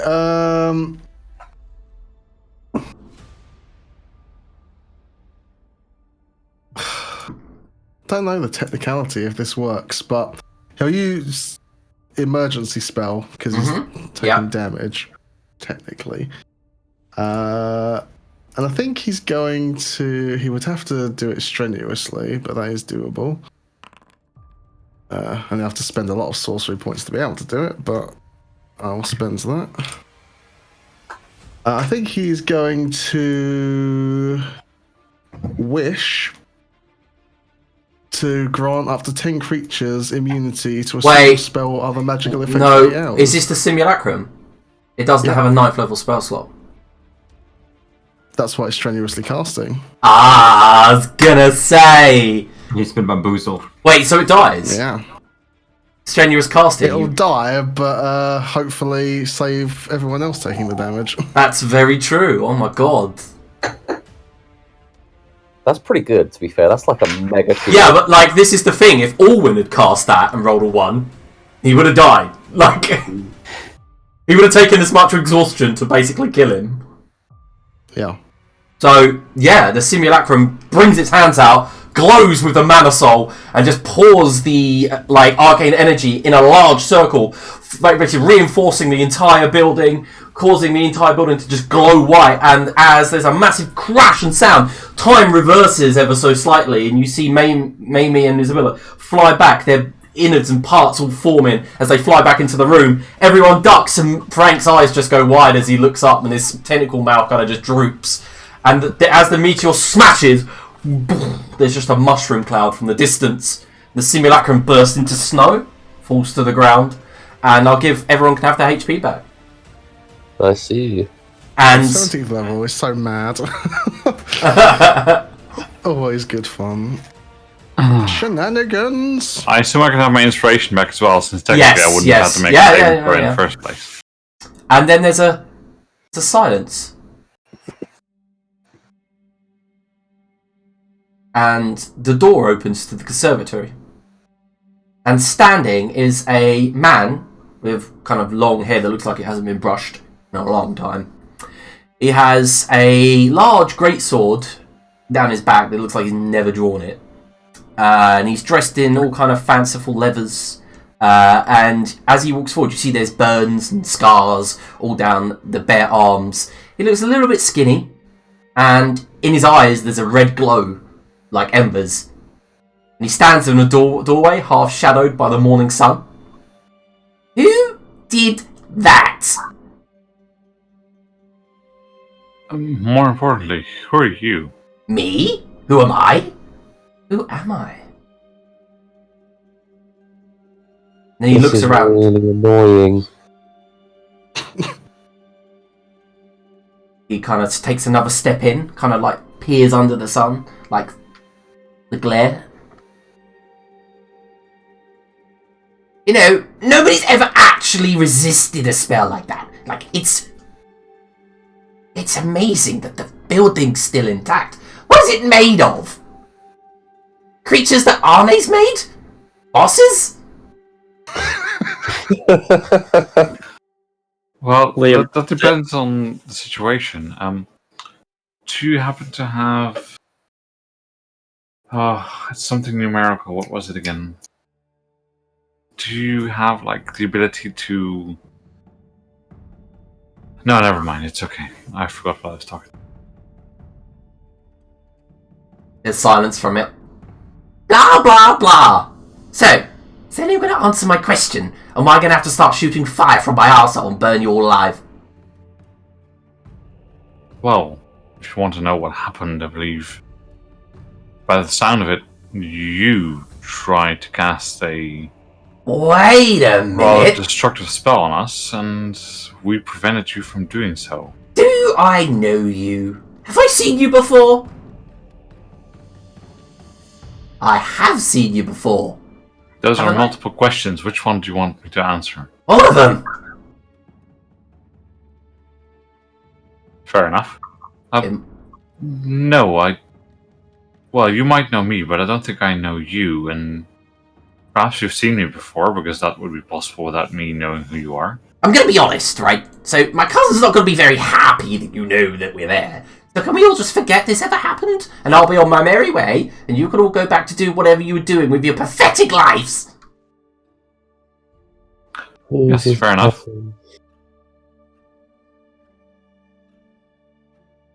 Well, so we're all in agreement. Sure. He turns thrice, and then walks out the door. Croak. There's a silence, and then you hear I was going to say, a I croak. wish someone had legend lore so we could learn his weakness and we could tempt him into the frog pond. And yeah, and then he goes, "Oh, excuse me, where are my fucking manners?" As he closes the door behind him. Nice. That's it. Literally, there's no more violence.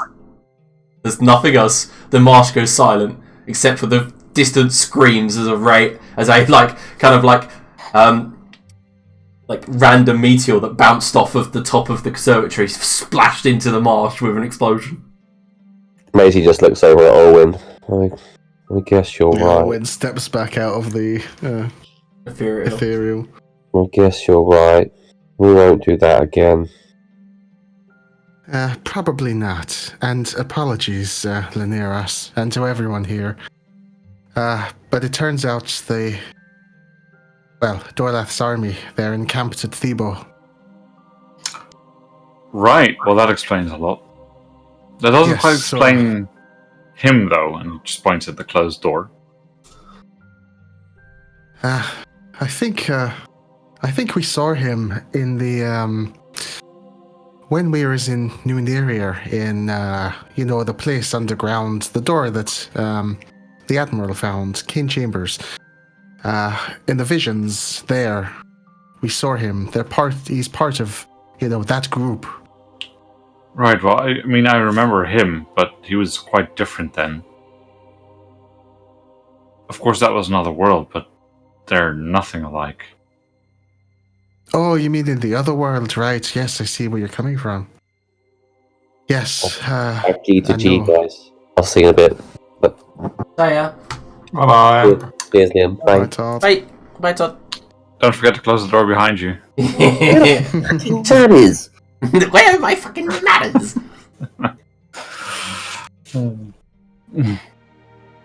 So that's kind of problematic, as they know where we are now, and I don't know how much we can trust his word that that'll be the end of it. Yes, erratic would be my description, indeed. I would agree.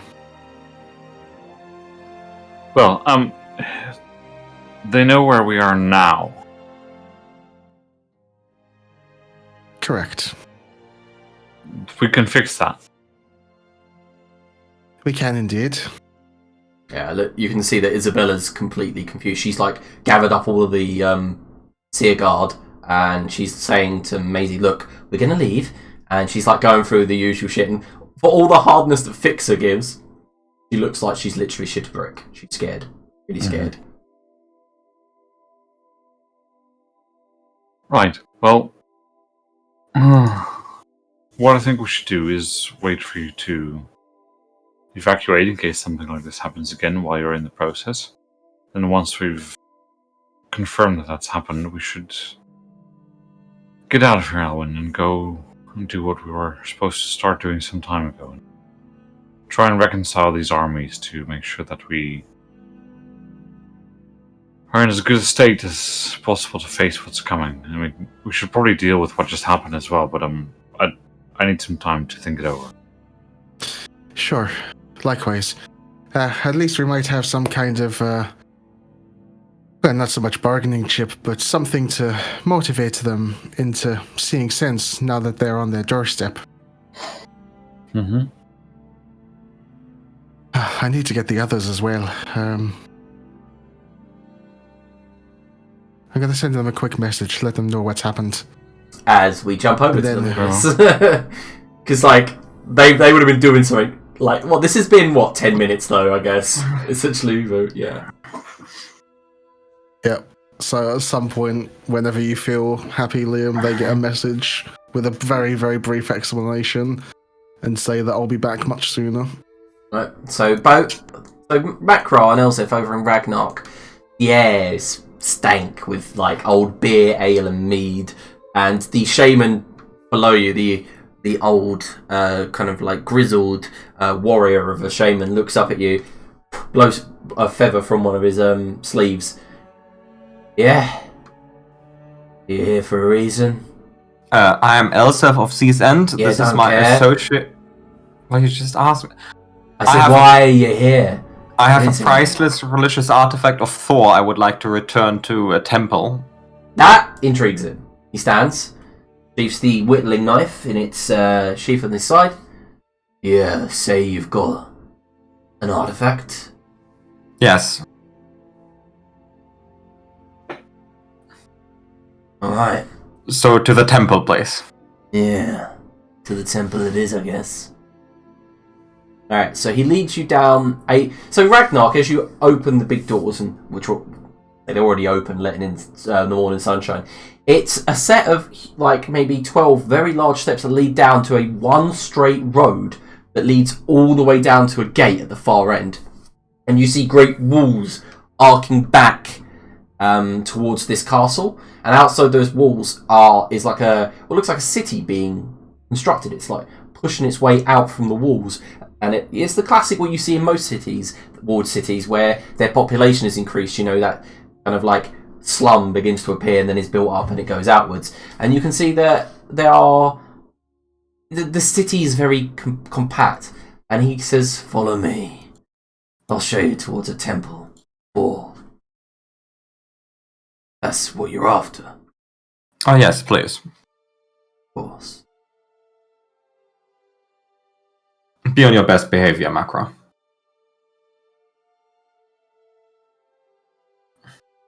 You probably fit right in here anyway. Yeah. They all seem to be like all the people here seem to be sort of a warrior-like caste system.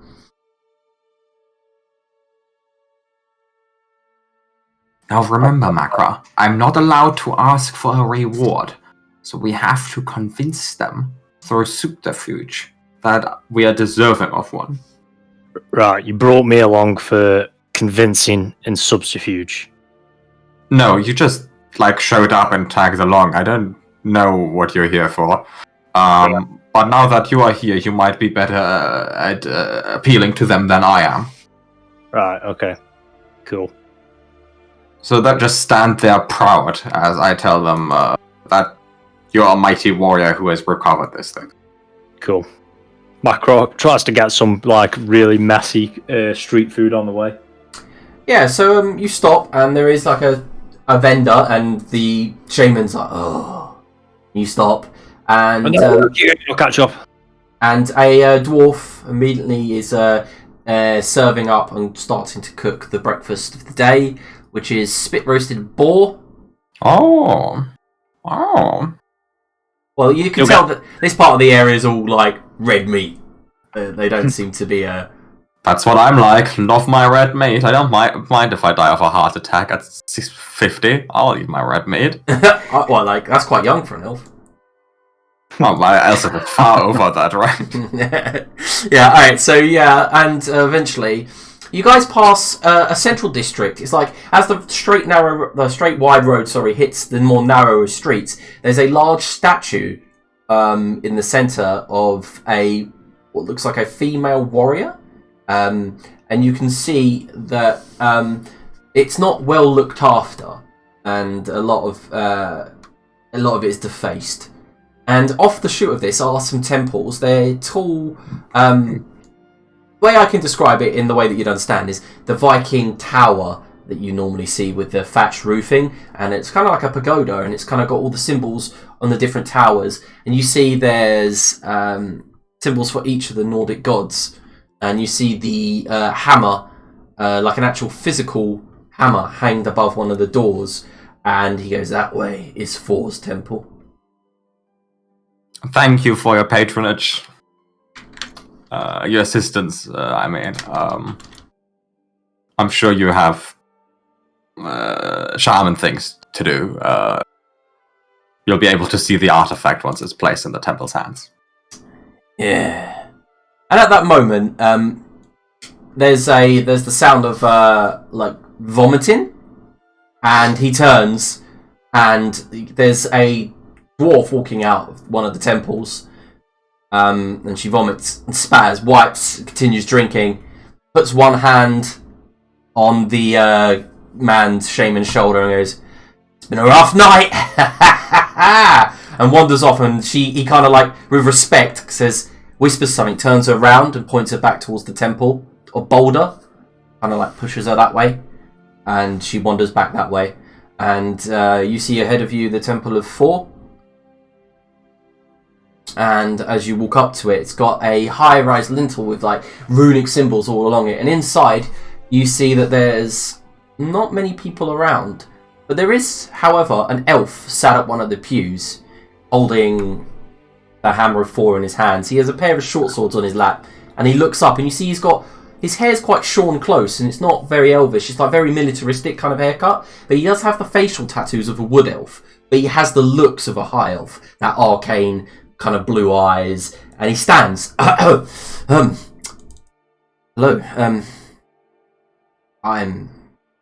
Can I help you?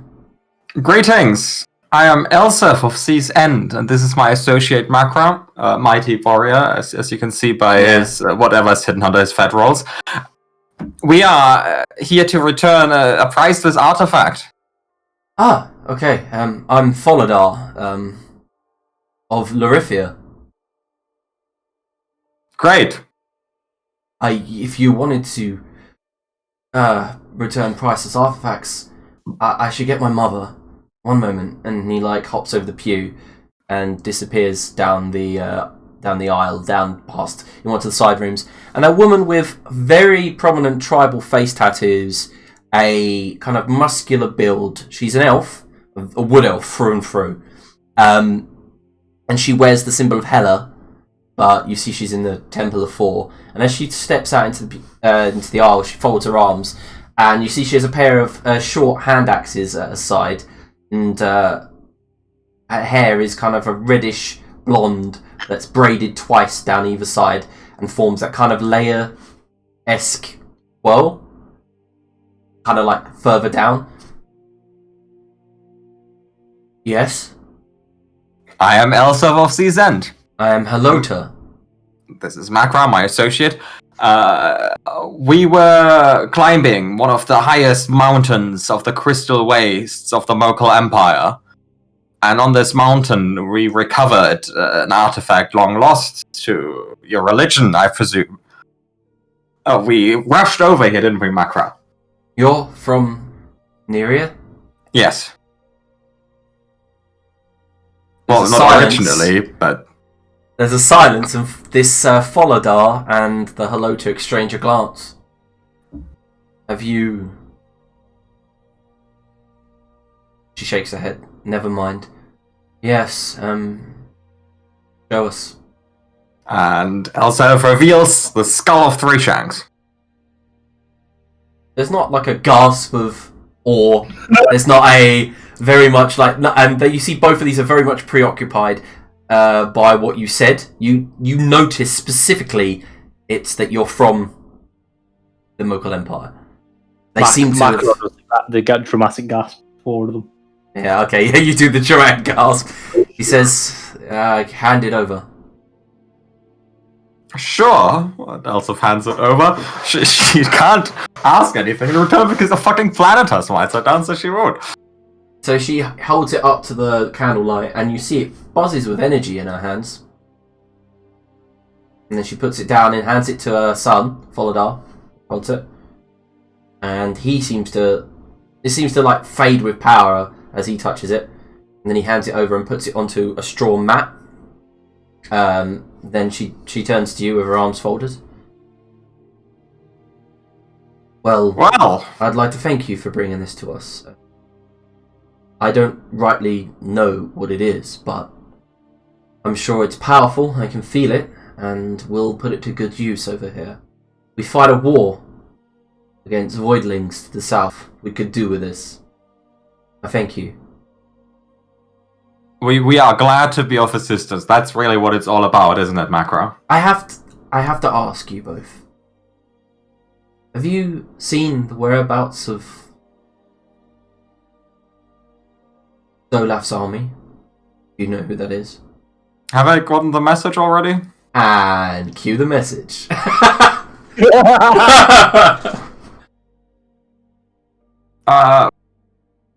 I am in, I have information, yes.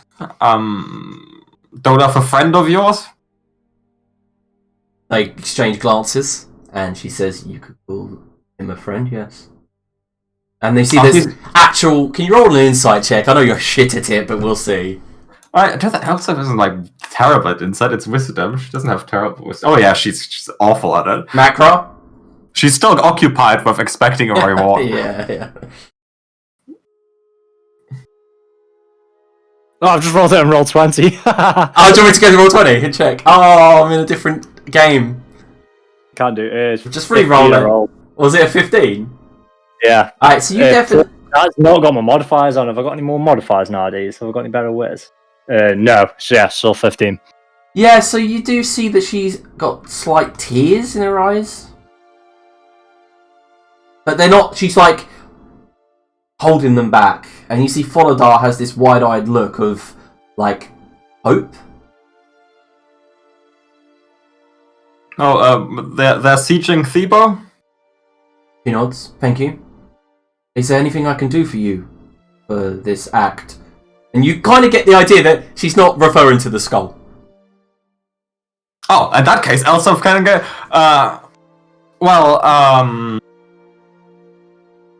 Makra and I are adventurers in the business of, braving the highest mountains and stuff, so any equipment you have for this sort of thing.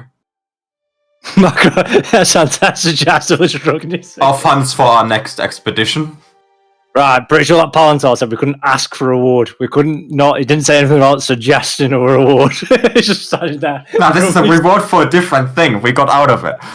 She looks down at her hand, and you see she's wearing a gold wedding band with a diamond on it. And she looks at it and looks at her, and she goes, and the son says, "Father would never." And she says, "He wasted his on a gate spell anyway."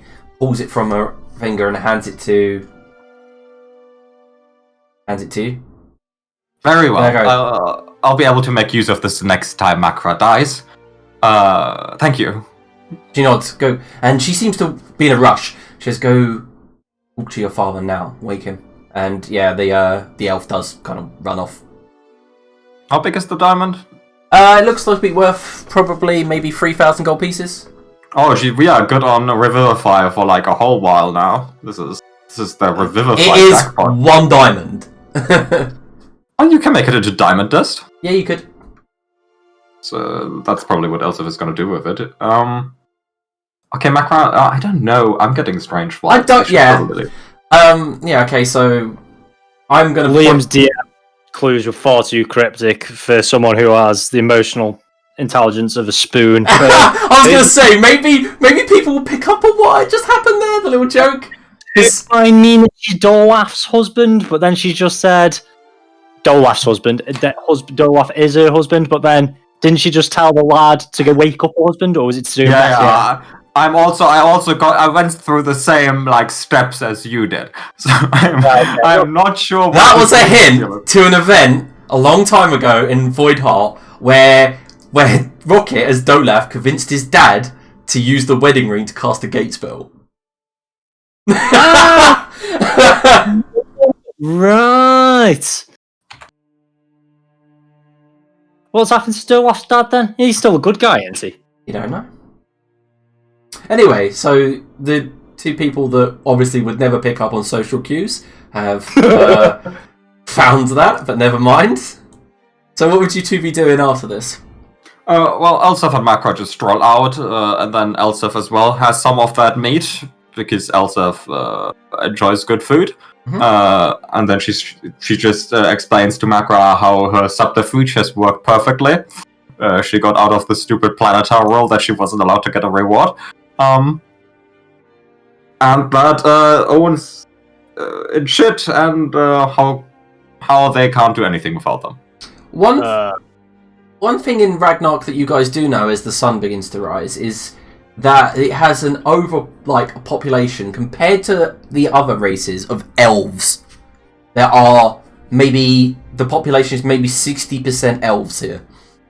And there is a new type of race that you've never seen. These folks seem to be other races like elves, dwarves, all manner of races, but they have this very greyish, almost drow-like tint to their skin, white or not raven black hair, with eyes that look very similar to the way that yours do, Elzef, when you go void form.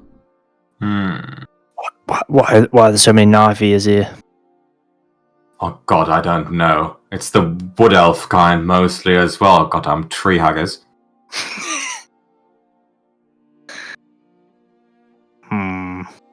Elzef is racist against all races, especially even her own race. She doesn't play favorites. It's just xenophobic all round, like a beholder. It's just Elzef is a race on its own, and that everyone else is bad. She is the superior race. Oh god damn it! Oh, not that. Anyway, moving on. So, Orwin and Laniros on the other side of the world. So, I think I'll go get those 2. Maybe you should come as well. Might be best if we stick together now. Don't want anything like that happening again. He walks back over to the table where he was sitting, studying, and closes his book. tucks it in his robe. Gets on with with any it. luck, will only be a few minutes, but you never know. Mm-hmm. Very well then. Para-teleportation circle. Alright, so as you two appear in Ragnarok Castle, it is much more active. People are waking up, people are moving around, and there are servants walking around cleaning up, waking people up, delivering horns of water. And the shaman's no longer there as you appear, Orwin.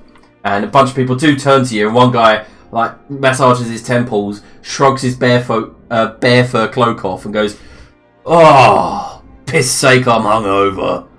And you just step around people into Ragnarok Castle. I think we probably, unless none of us has any other ideas, just remain on the teleportation circle and just wait. Pretty much. Alright, what about Makrar and Elzef? Would you turn up at some point, or will you be continuing to explore? I mean, we got the urgent message, so, eating her meat on a stick and throwing up the diamond and catching it again. Elzef, yeah, okay. Elzef walks into the room. Yeah, you guys to make the way straight back there. Makral wanted to kind of explore the city, but I imagine Elsaf convinced him to do otherwise with this urgent message. I guess as he sees them, he starts casting, seeing it's going to be a minute, so they can walk over. Owen, it took you, one teleport to fuck things up while we were gone? Good job. Hey, look, Maisie wanted to go there. It's not me, okay? But that's something we should probably joke about. We've got a lot to discuss. Another time, yes. Oh yeah, this place super strange vibes. It's like half the elves here have fucked a blacklight and procreated with it. Come again? Gonna skip right past what you mean by that, but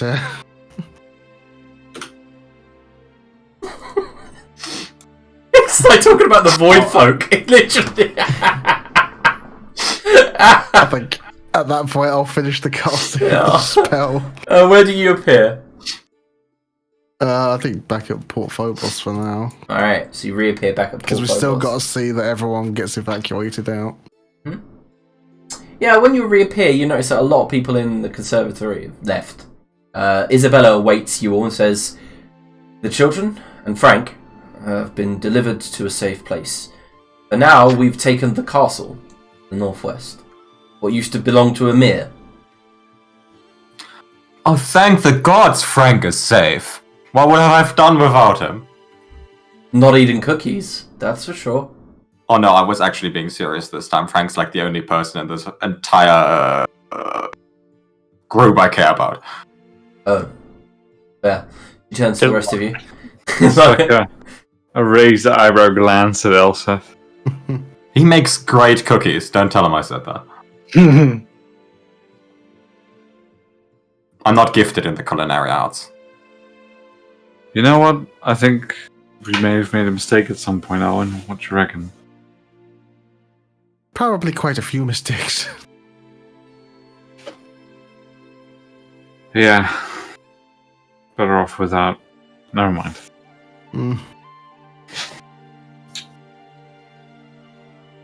But we should be thinking about what we want to do now.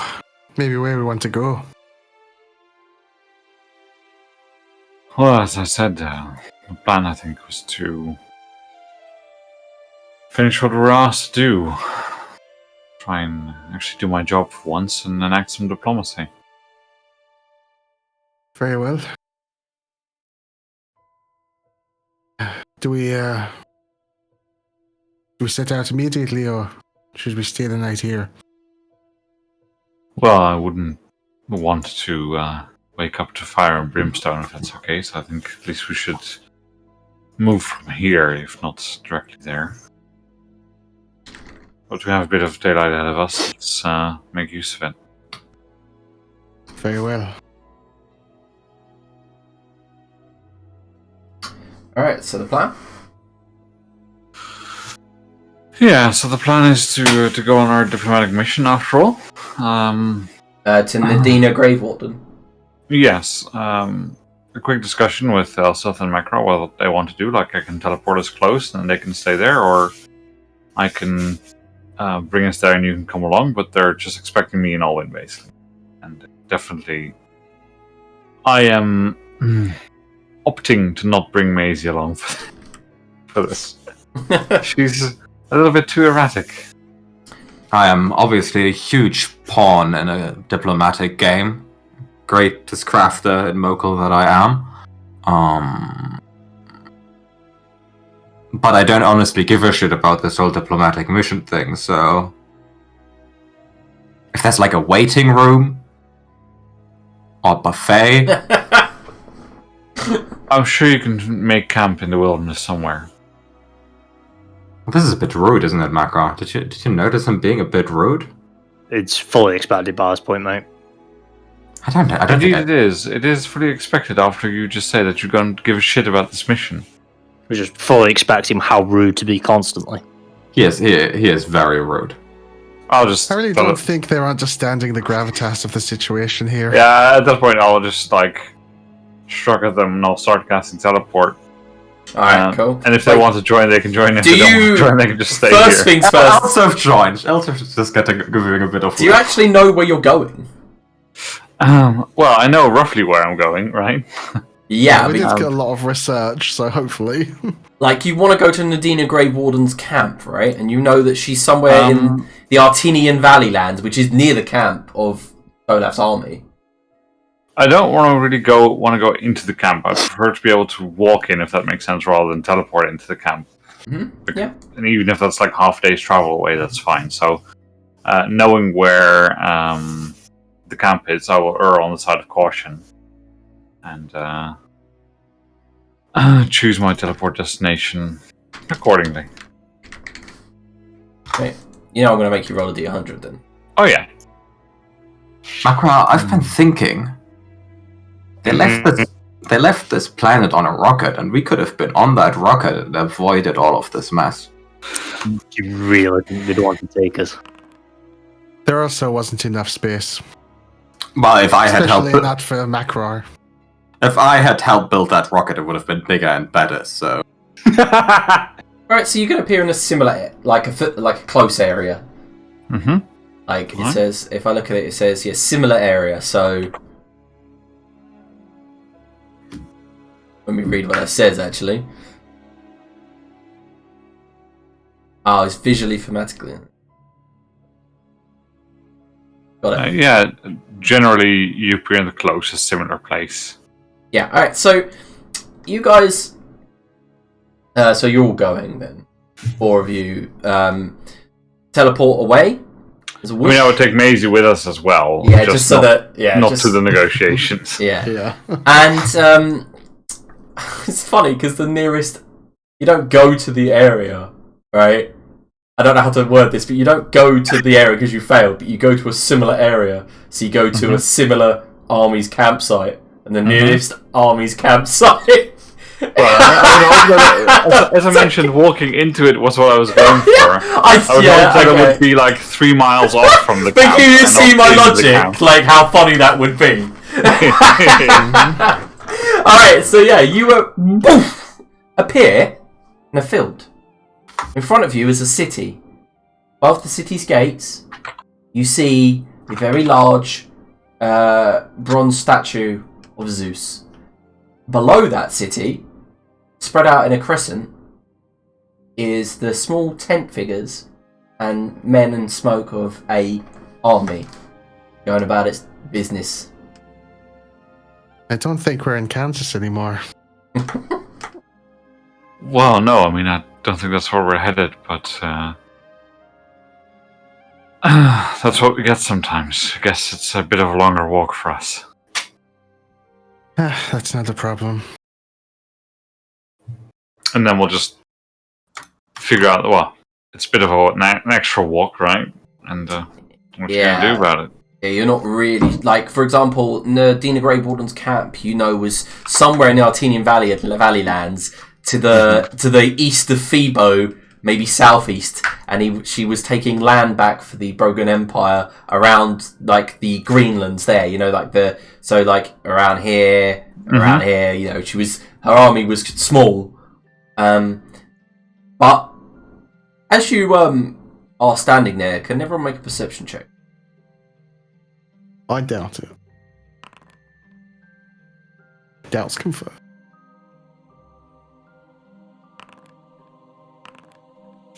Yeah. Yeah, so Elzef, as she's standing there, not that she cares, can definitely see that to the northeast there's smoke on the horizon. Naneros, you see dust being kicked up. That's an army on the move northeast, beyond the one to your west currently. Mm-hmm. Yeah, I mean, I would know from what Alwyn's told me that west is the Dorland's army, right? Yeah. Yeah. Very much a very large army. Like, we're talking maybe 100,000 men.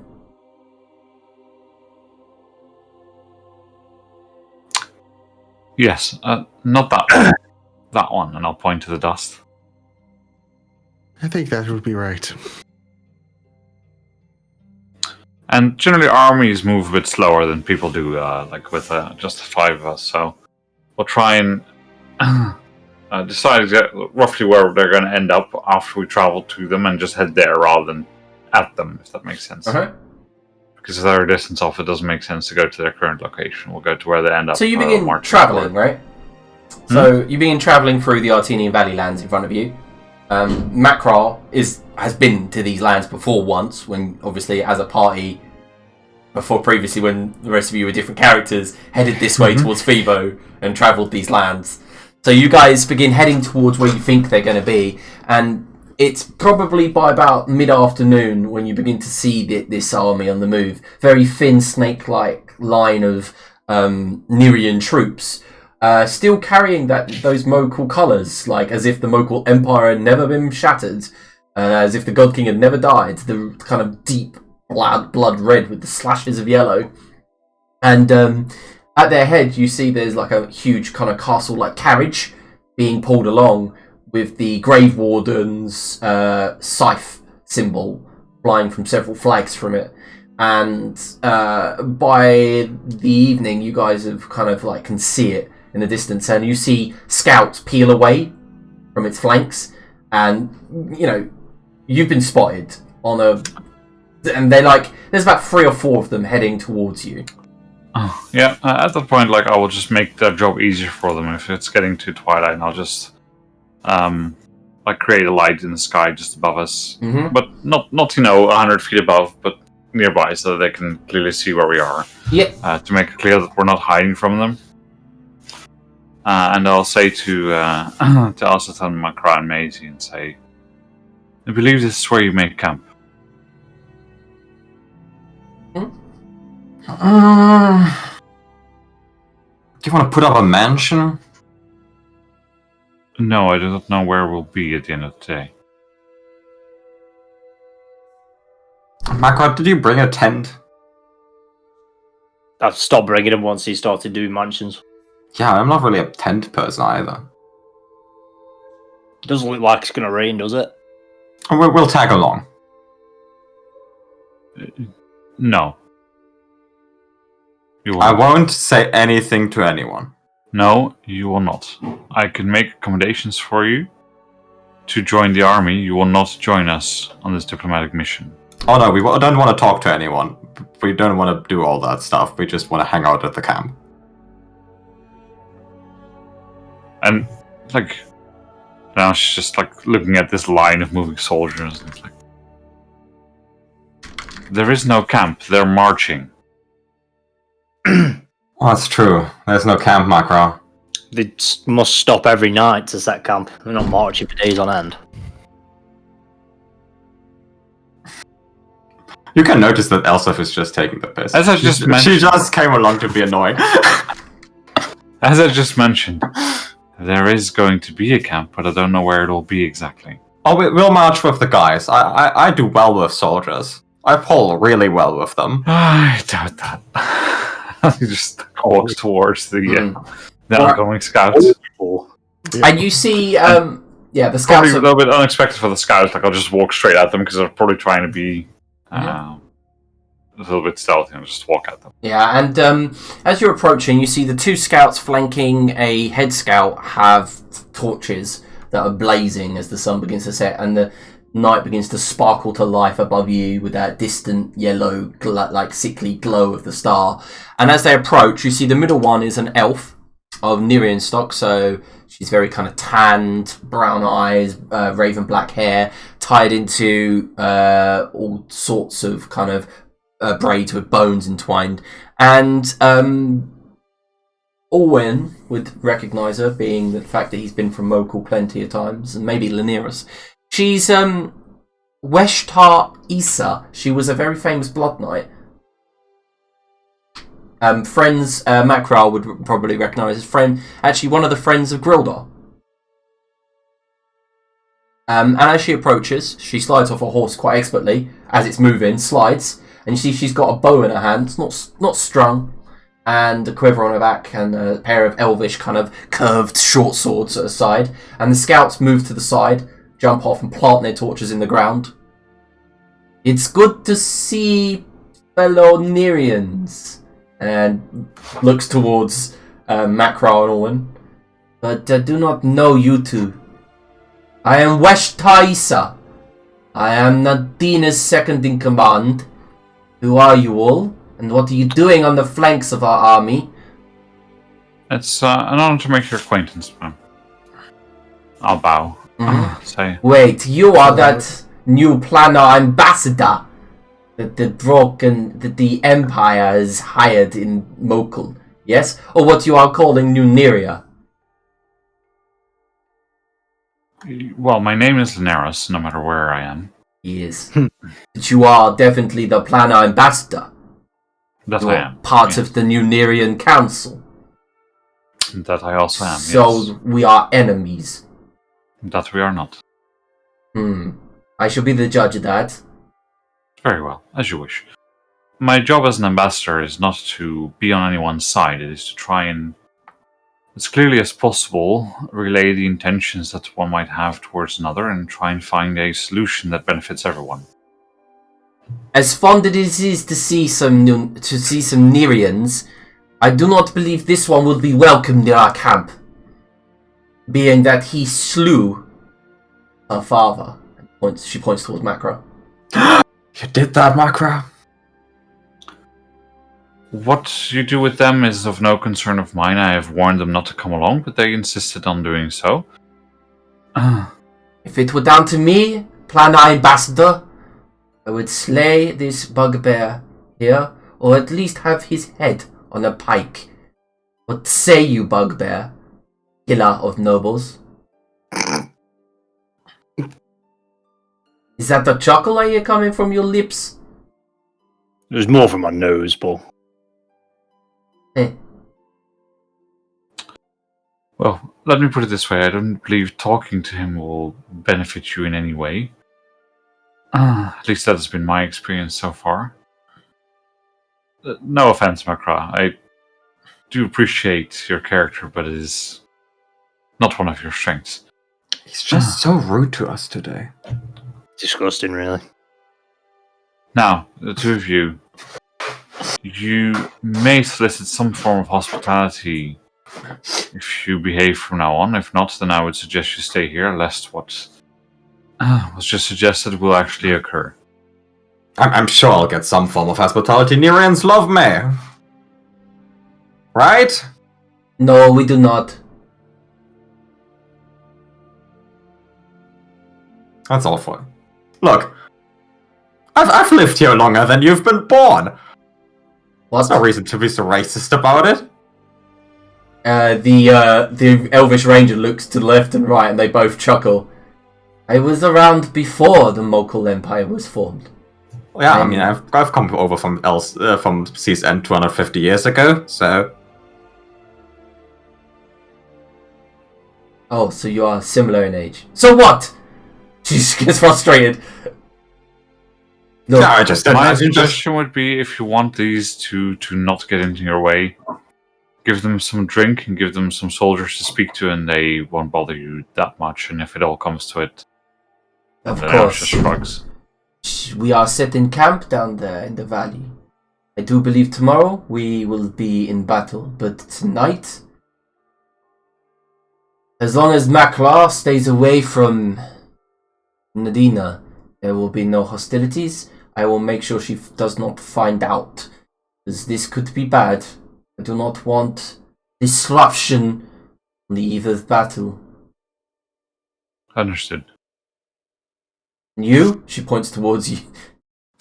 Elf, just stay out of trouble. Do not provoke anybody. I've never provoked anyone or caused trouble. Good. Is it okay if I leave you in the capable hands of an ally? Indeed. Good. Follow me. He leads you down the hillside to near the end of the army's ranks, and as they're thinning out to build camp and place pikes and basically place watches, she leads you guys through the camp. People are watching, but for some reason, as they watch, they just don't. Their eyes glaze over, and you can definitely see that there's some sort of magical influence from this ranger that you've been talking to, Issa. And she leads you towards a tent that's being set up by a bunch of servants, and you hear a very kind of pompous, noble voice go, "No, not there, there. And also, when you're done, bring my... Ah, Issa, it's good to see you." And she turns, and you see Lady Greenridge in green ropes, and her black hair tied up, and her dark eyes glaring up in the starlight. And Lady Greenridge looks around and goes, "Makra, you still spending time with that irritating dwarf that threw the chair at me?" No, believe it or not, I think she grew some form of moral compass, and we ended up being the bad guys. He shakes her hand. "Ah, always the way." And Issa says, "Is it okay, Lady Greenwich, if you keep an eye on these folk? Of course, it would be my pleasure to host them." And she said, looks behind her and goes, "When the tent is finally up," and turns and begins hissing at some of the servants to finally get their tent up. So Makra and Elzef are left with Lady Greenridge. And then Issa turns to Orwin, and she says, "Ah, the planner ambassador. It's a pleasure to finally meet you." And as she smiles, you can definitely see there's some sort of over-the-top sharpness to her teeth. It's not quite a mouth of human teeth. It's like as if someone had filed her teeth slightly. It's just slightly off, and her smile goes too wide as she smiles. "It's a pleasure to meet you." And her eyes glance. She goes, "And this?" Likewise, Lady Greenwich. A pleasure. Issuing gesturing towards Orwin. And I'll she says, hold out a hand for him to introduce himself. Sorry, Lady Greenridge, I don't believe we've had the pleasure. My name is Alwyn Felt. You may have known my father, Gwandia. He was a merchant. "Yes. Never did business." That's who I am, and I will now step back and leave everything to Liniros. Yeah, and you just And get she this... kind of nervously shuffles back. Yeah, like really that's used to good, 'cause dealing you- with this kind of... You do get this fear when you talk to her, as if she could snap at any moment. And I think he's got that fear naturally just from dealing with these kind of scenarios. He's really not happy about being thrust into this kind of political scenario. right, and Orwin and Laniros, Issa says, "Come on then, it's time." And she basically hitches her horse and says, "Take the route that I take, and you will be fine." And as you follow her closely, it takes a good 10 minutes to go up the line of the campsite where she's... and she keeps talking to some captains, to some men, making sure that they're all okay. And eventually you reach where the carriage is, and great awnings come out on the side of the carriage. And outside you can see that there's several Inquisitors. The same Inquisitors that some of you have fought through most of the year, and they all have different masks: birds, bears, cats, tigers, that kind of masks. And as you approach, Issa says, "Wait here one moment. I will not be long." And she opens the door and enters. There's some hushed chat inside, and she opens the door to the carriage and says, "I thought it would be more difficult, but Nadina would like to see you both now." Very well. And as you walk towards the carriage, the doors open, and inside you see a rather large, spacious area. It seems to open up inside the moment you walk in, almost as if magic is involved in creating a kind of illusion of more space. And the area is heady with perfume, and you see this Issa takes a seat on the opposite side on a kind of velvet-lined sofa, and she kind of has both of her hands on the short blades side. "Do not make any movement to hurt my lady. I am trusting that this is peaceful negotiations. I'd really not like to get blood on the rock feather carpet." You see that Laros is kind of like an almost offended look on his face. And he's like, "Surely you understand how diplomacy works. Even in the most hostile of negotiations, which these are not, blood is not shed at the negotiation table. That would be the lowest form of civilization that we know, and that is, after all, what we're trying to achieve here, right? Some form of civil discussion. Would you not agree?" Glad you understand that, Plana Ambassador, but it's... in these trying times, I would not put it beneath people to try assassinations. Events. Do not draw weapons or cast spells. And he'll just, like, as a gesture of good faith, just like leaning his staff over in the corner. She nods. Elwyn will do the same. And she points towards a layer of gossamer curtains into a different compartment. And as you guys part it, sitting in a wooden throne is, I don't know how I can describe it, is for such a powerful figure that leading an army, a young girl. She's in a maybe mid-teens, late teens. Her hair tied up officially in a bun, like kind of the way that you'd expect a noble woman of Nyria to have. She has a very frail look about her.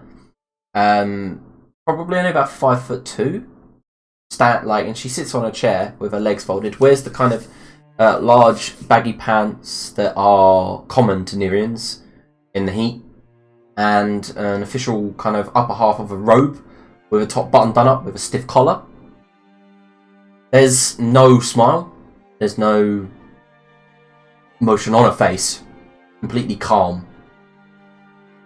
Her hands are steepled on her lap. "Hello. I'm And I'll bow Nadina." again. So Neros bows, walks forward. Elwyn follows suit. Yeah. She points towards the cushions on the floor. Neros glance over them and says, "If you would allow, in a moment, I have something important to show you, which should start off our conversation. Would you mind?" And he holds his bag of holding forwards to show that he's going to take something out. "Ah, a bag of holding." And there's a smile on her face, as if he's got some sort of fleeting memory, and then he looks down and it fades. Of course not. He takes out the Yellow Prince's staff, lays it down hard on the floor. Yep. With a bit of a smack. I might glance over whether Issa's going to come running or not. Yeah, Issa, you do see the shadow of the Issa appear in the gossamer curtain, and then he then takes out the mask, lays it next to it. This is the problem I'm going to discuss with you. But of course I would not come to one such as yourself empty-handed. And he takes out the Grey Warden spellbook that he has. Oh. And then says, "I believe this belongs to you. And he just lays it forwards a little bit from the other items to indicate that it's hers to take. The nod. And she runs like a gentle hand over the spellbook. As a token of appreciation for this conversation. Now these two, and he holds his hands out towards the staff and the mask. These, I assume, are unfamiliar to you. I wouldn't say unfamiliar. I know of them. Do you know of the threat that they represent?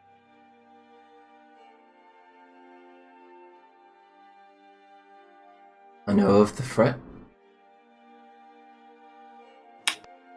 Do you? It seems to me like you do not.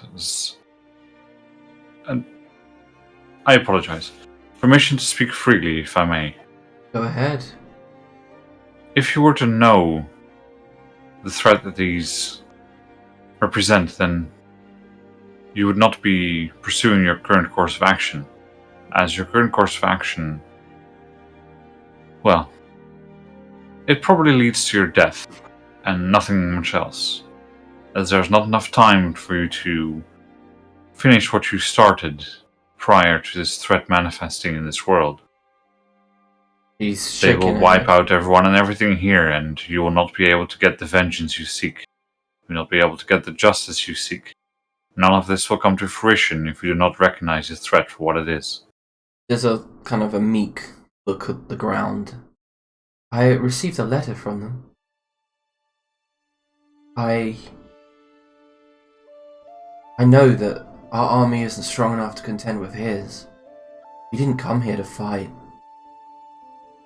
And she says, you know, when my brother died, my father, well, he just left. He was obsessed with revenge. I was left alone. You know who looked after me? Alfred Ill. Made sure I had everything I needed. Schooling. Carried on teaching me the way my father would. And then my father died. News came to me that he was skewered by a harpoon. And then, not even 2 weeks later, my next mentor was taken from me. I hear that the city that he brought to fruition celebrated it. Heard that Makra, there's like a grip in their jaw, that he's now a hero of something or some such. So when I received this letter from this Dolaf saying that he could bring them all back, that he could return everything to the way it once was, I listened. I had to. It was nothing else. Everything else has been taken from me. So I accepted to meet with him. He says that he will bring the dreaming. It may not be real, but it might be real to me. I might have my father back, my brother, maybe even my mentor. Maybe life can go back to the way it was.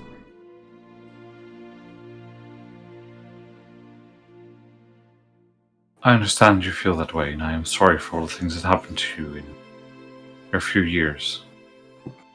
That's the thing, right? People don't realise what they're doing when they kill someone. The chain of sadness it leaves behind just seems to go ever on. Now, I'm the last of the chain. I've got nothing to lose.